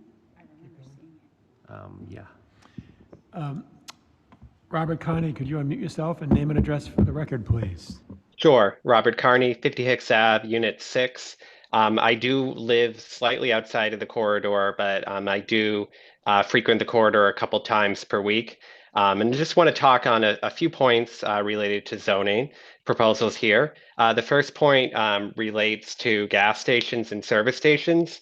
Just want to, on context here, the first thing that I'm concerned about in this aspect is knowing that there's a development possibility at the Titan Gas, in Car Wash. I think it's very advantageous for quality of life for residents to have a gas station / service station right down the road from them. I know personally, my wife and I have benefited from that. We don't drive a lot, but we're a one-car family, so it's very beneficial on a work from home day or on a weekend. to just be able to drop your car off for an inspection, oil change, or in our case right now, our car just got hit and run. We're about to drop it off at an auto body shop on Mystic Ave tomorrow, and to be able to walk home right after that is just very beneficial. The other thing that I want to point out as well is for people who, own cars, and again, I commend the efforts to get people outside of cars, but I want to echo earlier comments just about the reality is that people do need to drive places. You can't always avoid it. Having a car wash for people to go to, I also think is important for people to be able to maintain their cars. For many people who live in, apartments or multifamily houses, it's very hard for them to be able to wash their car at home. The second thing I want to speak about is regarding some of the comments about, industrial slash kind of like more manual labor shop slash just plumbing, electrical. And this is regarding, our city's current noise ordinances. So experientially, I live on Hicks Ave, which is adjacent. We're adjacent to the industrial section of Hicks Ave. And I feel the noise ordinance slash enforcement around it slash norms in general is not sufficient in this city for those who live near industrial areas where noise is being made. I've heard complaints from my neighbors about getting woken up from trash trucks at 4 a.m, trucks that are just doing business in general. So I think looking at this when deciding what type of businesses you want to bring in is going to be an important thing, to consider. I don't have an opinion one way or the other about whether these type of shops should be allowed, but I just want to really caveat that I think to Alicia's point, it is important to be thinking about for residents to be able to have kind of like a peaceful living existence in residential neighborhoods. Third, I want to just say that I agree with Doug Carr's initial presentation earlier today, just about height in general. Thought that was really well done. And then, the fourth thing is there was an earlier comment, about rats in general. While I can't speak to the rat situation in that neighborhood, I can speak to the rat situation in my neighborhood. And I do feel that currently the city has not been doing a good enough job with enforcing sanitation. There are many houses in my neighborhood that have overflowing trash cans at trash time, as well as lids that are cracked in half. And we know that that is a breeding ground for rats. So I think this is also an invitation as we're thinking about zoning. If there's anything that could, where residents are presenting concerns, in those areas, I think is an opportunity for our city council to also be looking at how are we enforcing sanitation in various neighborhoods of the city. So those are my comments, and thank you for your consideration. Thank you, Mr. Carney. Appreciate it. Next up is Miranda. Please, your name and address for the record, if you could go ahead, Miranda. Hi, I'm Miranda Brisano. I live on 2 Taylor Street. I'm right off of Winthrop in the Hillside neighborhood. I'm a renter. I've been a renter the entire time I've lived in Medford. I'm actually in a not that unique of a situation that my house is like a 1-floor house surrounded by 2 and 3 families. And I have to deal with, the shadows of those all the time. And it just really is the cards were dealt. So I really don't see an issue with the heights proposed currently. I think it's fine. I think it's part of changing neighborhoods. I don't really know what people mean by the character of a neighborhood because neighborhoods are constantly changing. Demographics are constantly changing. I love the diversity of this neighborhood and I hope to see it continue to grow to be diverse. I want to echo Jeremy's comments on the sidewalk width. I know that there's a lot of potential for developers to trying to get out of that. So I really appreciate the comment on making sure that there's enough width on the sidewalks to accommodate everyone and to really encourage more walking, biking, and rolling. I also want to say, as someone who lives in the neighborhood, uses the Green Line every day, I don't have an issue with the dorm on Boston Ave. I think it's just the same height as the parking garage is right next to it, and I would have rather had that parking garage be a dorm as well. As a renter this whole time I've lived here, I look forward to the opportunity to potentially getting access to more of a housing stock in this neighborhood, a neighborhood that I love and want to be in, because now tough students will be hopefully in those dorms and not competing for rental property in and all around the neighborhood. And that's all for now. Thank you.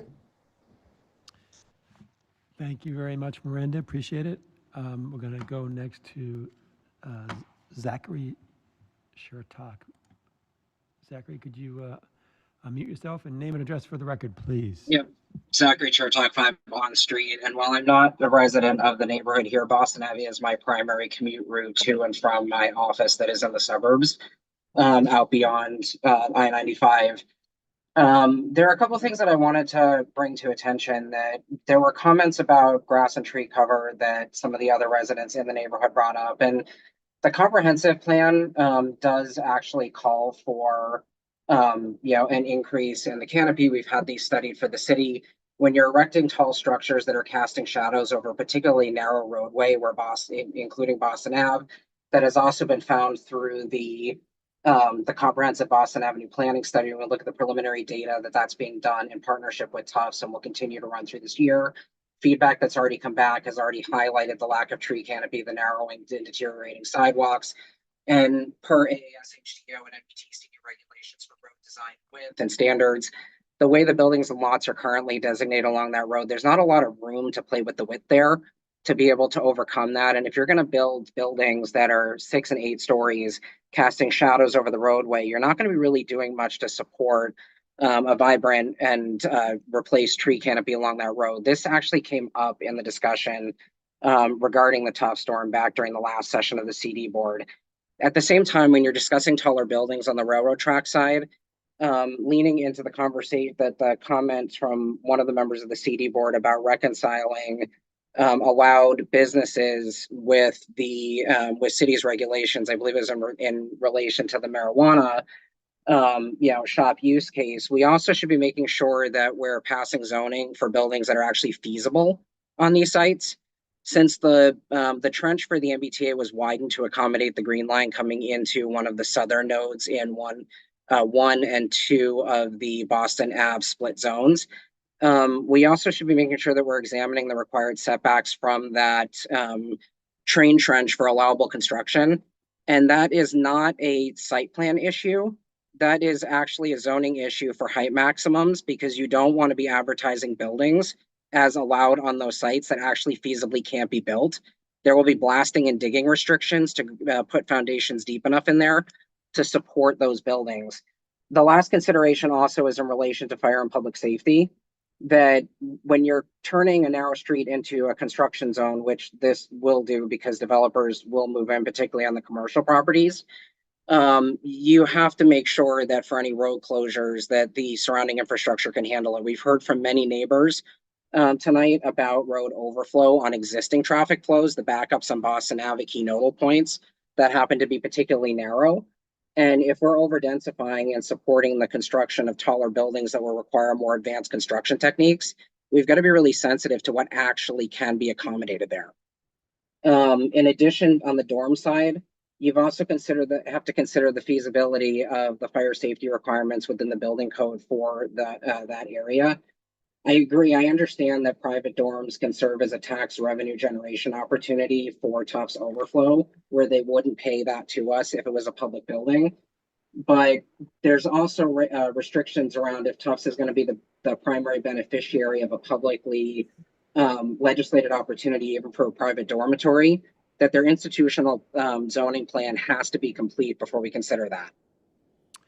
So just there are a couple of things in here, some of which I've already written in memo to the CD board, that are happening out of order here that have to be accounted for. Thank you. Thank you, Mr. Sirtok. Appreciate it. I think we have one last person online, Zach. Yes, iPhone 39, if you could change your name or start your video so that we know that you are a real person. We've been burned in the past.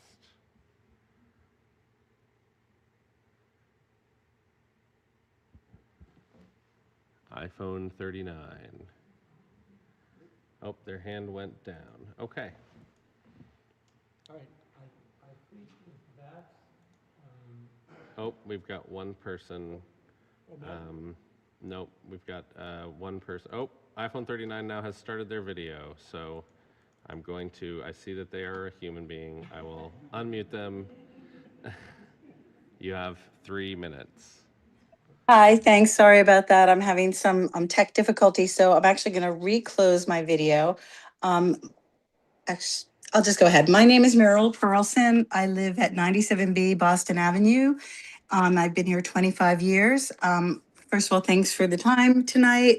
I want to address a couple of the specific changes regarding BA3 and then just overall concern about the level of information we're working with around these decisions. As I said, I live on Boston Ave. It's north of Route 16, but I am probably a daily traveler by car, by bike, sometimes by foot along the Boston Avenue corridor. I am thrilled to see more housing coming to the corridor and to welcome more people into our community, as long as we do it smart. For BA3, I think some of the proposed building heights are too high. Doug Carr said a lot of things really well that I don't want to have to repeat, so I'm just going to add a couple things onto it. I think 6 stories should be the max. It would be consistent with what's already going to be happening at Walkland Court. It would align with the other BA zones, which are actually closer to real high frequency transit like the Green Line, as opposed to intermittent, unreliable bus service and the commuter rail. I am concerned the neighborhood is already going to be absorbing an influx of at least 100 new residents from Walkland Court, plus the people who provide them with support services. Other people have commented about the traffic backups on Boston Ave, between Route 16, the one-way streets in that entire neighborhood that direct all traffic towards Winthrop Street onto Boston Ave. It gets backed up for blocks and blocks.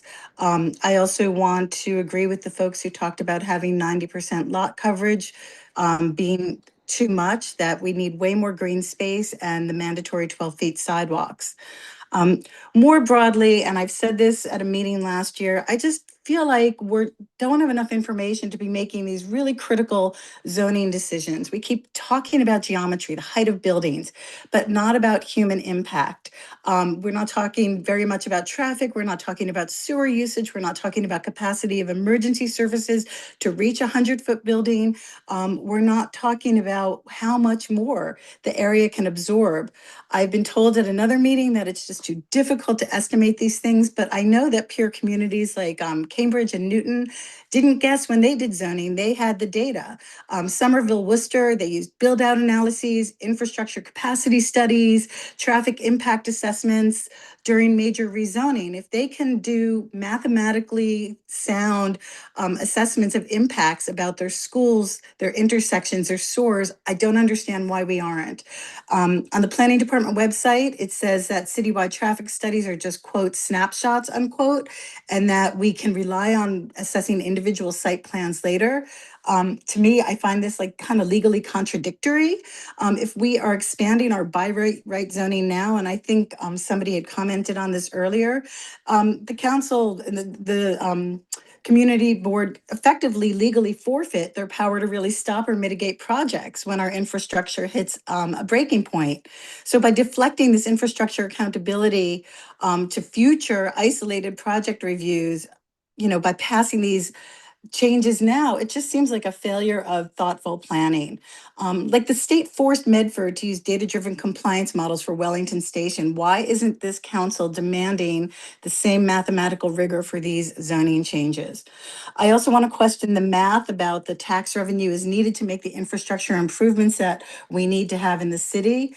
I was reading a study from Tufts Center for State Policy Analysis and Mass Municipal Association. I think the report came out in October. They documented that in Massachusetts, municipal costs inflated about 3 to 4% a year.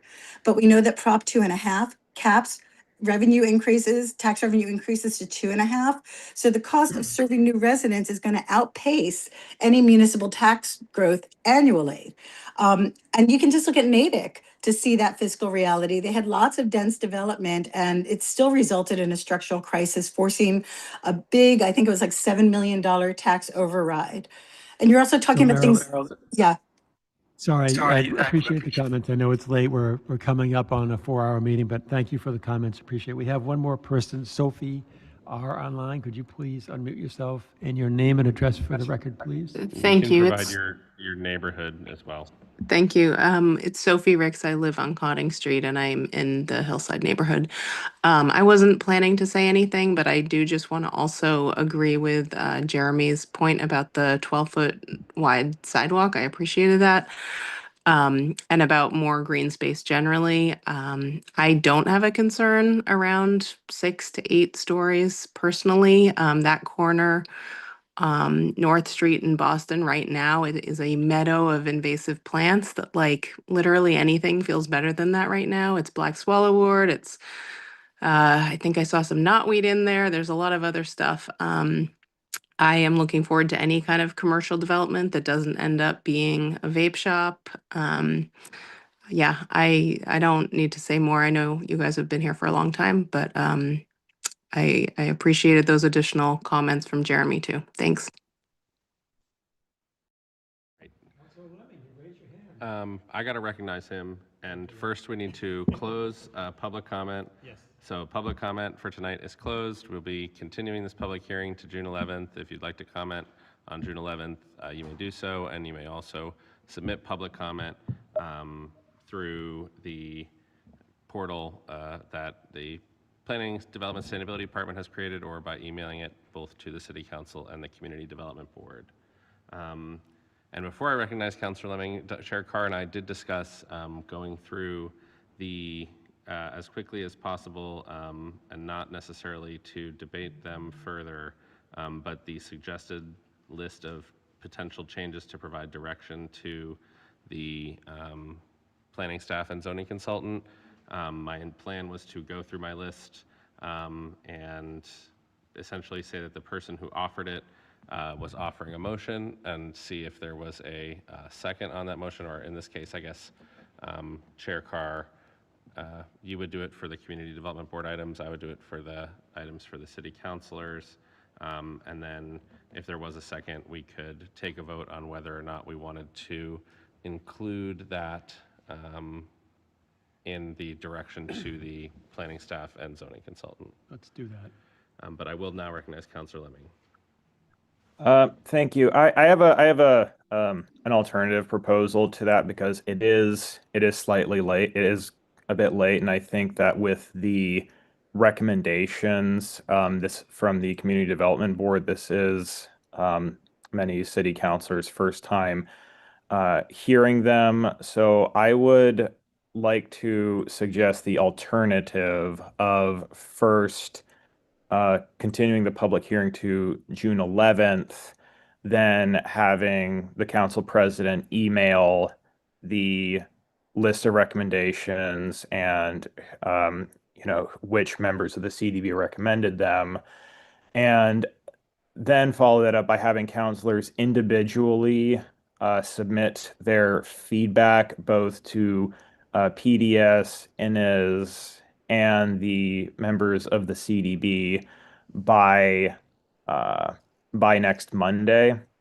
And I think and then at the June 11th public hearing, then share that have counselors summarize their own feedback on those individually. I think doing this would allow counselors a little bit more time to think about and digest some of the comments, and also give INIS enough time to incorporate those into the draft.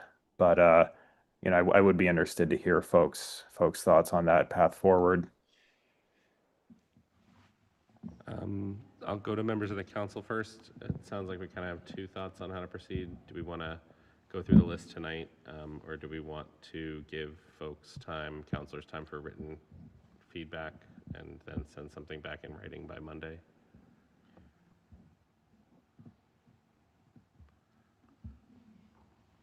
Councilor Sang? My preference would be to sit with the recommendations and have until Monday to write back. But I'd also be happy if we went through verbally the recommendations list to orient everyone to make sure that we got everything.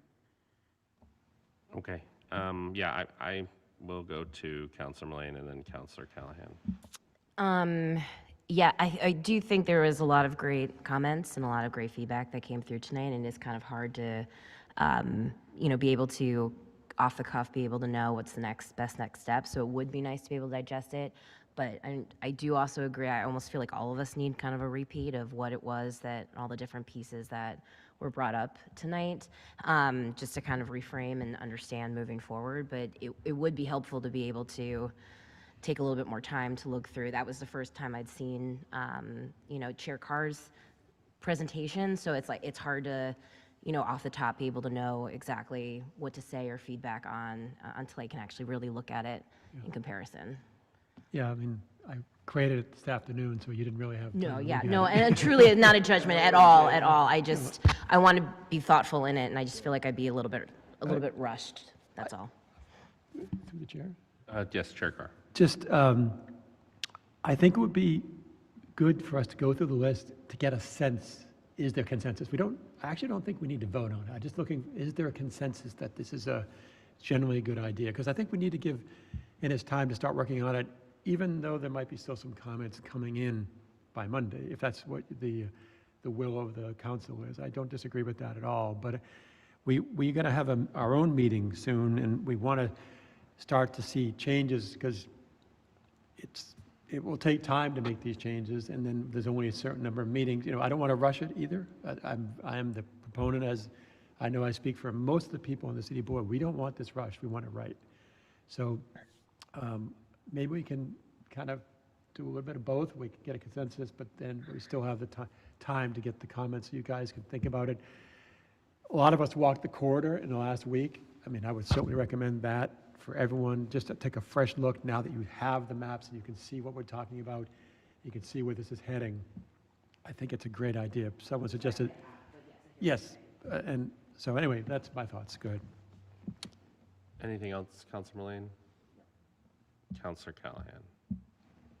Thanks. I was just going to agree with both of my fellow city councilors, but also add in the fact that it is a little bit late at night, and I'm personally like, I find it unlikely that we will be able to get a good answer to the question of consensus, because at a meeting this long with a number of, fairly deep requested changes that came from, primarily from the city board, but also from residents, I'm not sure that I personally can process all of those tonight, and given that many changes, I'm just guessing it would take us a very long time to get to some consensus on that list.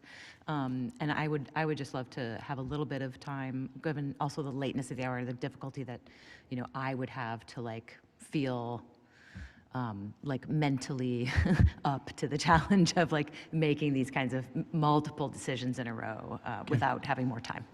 Thanks. All right, then I can go through the list and we can just confirm that this list is comprehensive, and then I can try to share it out. I don't really have the time to compile responses, so I won't be doing that. Councillor Callahan requested that we remove the parking mandate for the home sharing definition for lodgers and consider parking mandates differently for lodgers than the per unit requirements for construction. All right. In general, are there any objections on the council to that change? Do you want to see if there's any on your side, Doug? Yeah, does anyone have any, sorry? Not to be disrespectful of the process at all, may we just ask the planning office? I know that we have some dates, and I just want to be mindful of that, not to be disrespectful of the process. And honestly, Emily, if you guys are able to compile the information that we asked. So we were just consulting among ourselves about this suggested idea. And what we came to is that we have most of the changes are literally they're small from the perspective of changing a Y to an SBC or, right, or a number from a 3 to a 2, right? It's not, nobody's saying, can you rewrite a section? Rewriting a section, researching a topic, those types of things, if there's something you want the INIS to research before the next meeting, that we would need to kind of know tonight, because that takes time and effort. But if in the end, we wanted to switch, you know, a Y to a CDB and a 4 to a 3 or whatever it is, that's not a big deal. The only other thing is map changes. They're ones that have come up are pretty small.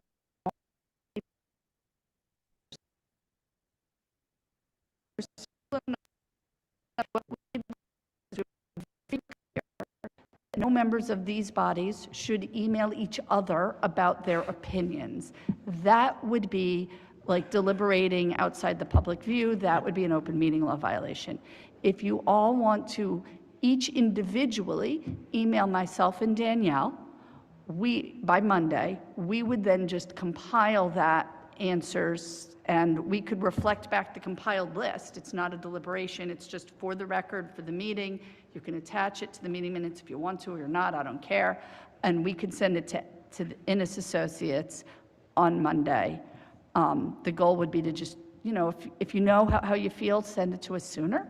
But then we'll just compile it on Monday. I just wonder if we're overcomplicating at this point. If I'm hearing from you that most of the changes that we've presented don't require significant like research, it's more just copy edits. If we essentially, you know, obviously there's substantive changes, but they would require you to change a sentence or a word or a letter. How about I read through this? And as you're doing that, there was one that I felt maybe making sure people were clarified on. The stuff around the auto uses, gas stations, light repair services, the words in the table are not as clear as the definitions. And so I just want to make sure that you, as you go through it, let me just tell you which one at that point is the gas station versus auto repair, so everybody's on the same page. I guess more what I'm saying is, what if we just decide at the next meeting, I read the list, that list goes into the agenda, and then we go through it point by point at the next meeting, and we can decide whether we want that to change or not. Vote on each one then. Yeah, and not have some sort of complicated or convoluted compilation. I agree with that, but I think that getting that list out ASAP obviously Yes. is critical to So that. I want to read it, and then I'll email it, and then I think that's it. if you guys have context, like additional things, like right. put this is what this definition means, I'll then we attach the could, definitions to the list. right, and then we could put that as an attachment to the agenda for next Thursday. Okay. Great. I had remove required parking mandate for home sharing definition / lodgers. Consider this differently for lodgers than per unit requirements for discussion. I had for Doug's presentation, and this one might be one where I send this list and then you guys can, there's some boundary suggestions that we need to look at. So that's probably the one that requires the most. But for the BA1, removing certain residential properties and changing the height to a base of 4 stories plus 1 incentive story. For the BA2, adding the St. Clements Elementary School and Rectory properties, reducing the height on the east side of Boston Ave to 4 base plus 2 incentive, and then for the 2 St. Clements properties, which would be the only ones west of Boston Ave, that would be 4 base plus 1 incentive. So I think we need to figure out exactly what we want to do there. Doug was proposing that we make that a BA1, but I think that messes with our kind of geographical approach to the zone naming and determination. I guess I really disagree with this idea that this zoning purity should decide the boundaries, because we're only putting the entire corridor into 3 buckets, and I just think the corridor is more complex than that. We found that out with Walkling Court. We decided to extract it, because if we hadn't, I would be proposing something very different for Walkling Court, match the zoning we're going to build, and it violates the boundary, you know, this kind of like... I'm not necessarily saying the boundaries, I'm just saying that in the Medford Square zoning, we used a principle where there was a general height, but there were height limits on the north side of High Street between X Street and Y Street, so maybe we could do something like that here. Whatever the best way to get to the result is I'm Yeah. open to, obviously. Gentlemen, can I just make a quick suggestion, if you Yeah. don't mind? I think we were just going to read down the list so we knew what the list was, and we were not going to I debate think the it point just being now. that Doug's proposal is that the height for the St. Clements property should be 4 base plus 1 incentive. Fair enough. BA3, remove the walking court and change the height to 5 base plus 2 incentive. And then we had a number, Dina was suggesting doggy daycare should be special permit CDB only, that we should in some way allow more of the car-oriented or service station uses, adding the purpose-built student housing use, making neighborhood medical offices by special permit CDB only. Ari agreed with the remove walking court. You know, I'm just going to go through the new ones.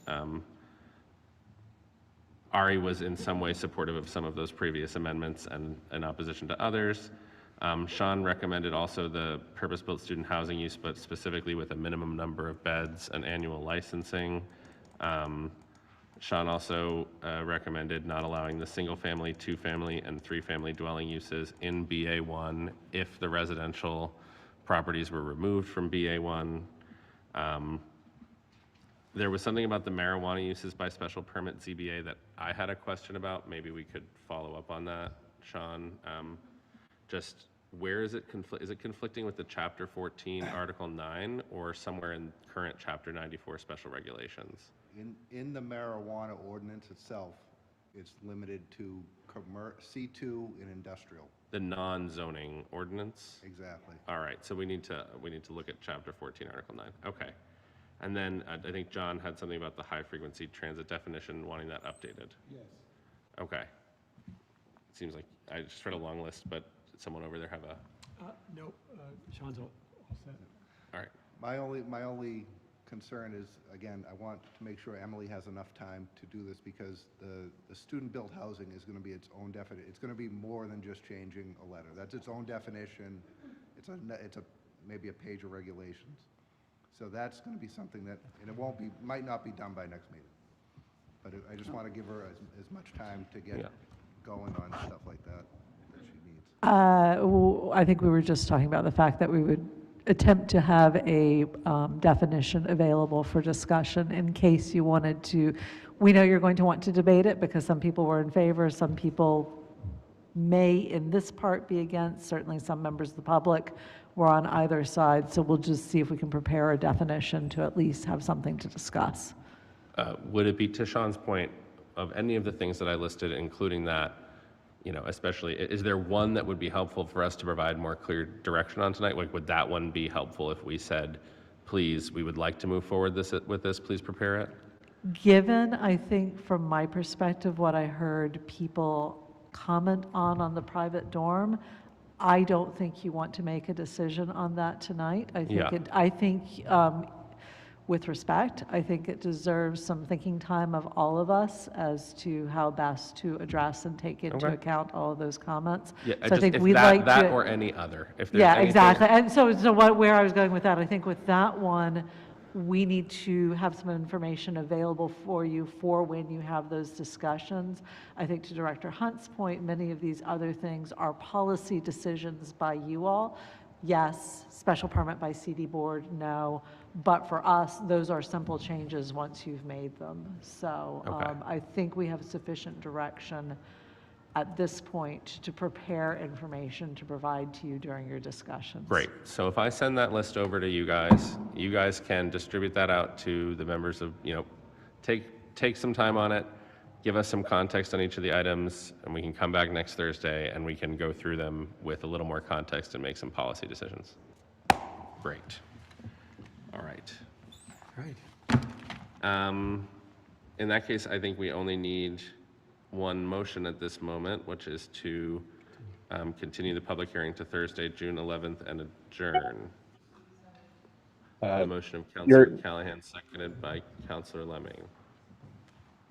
Sorry, you're still sending that list out, right?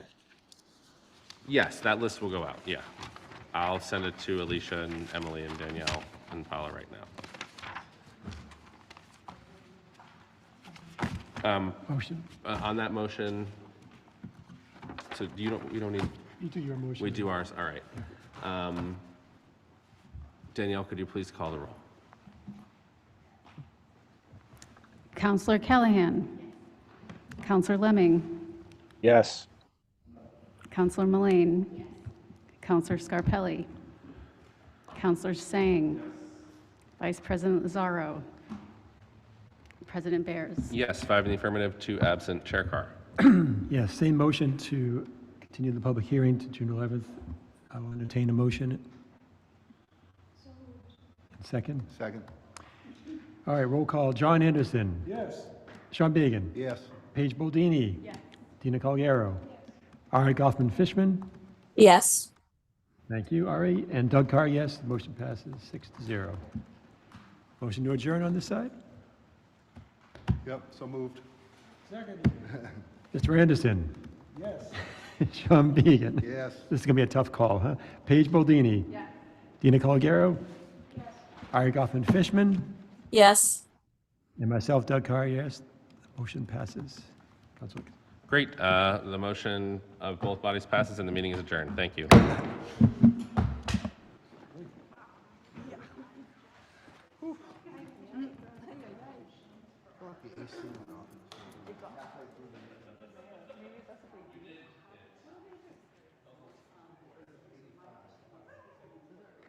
$85?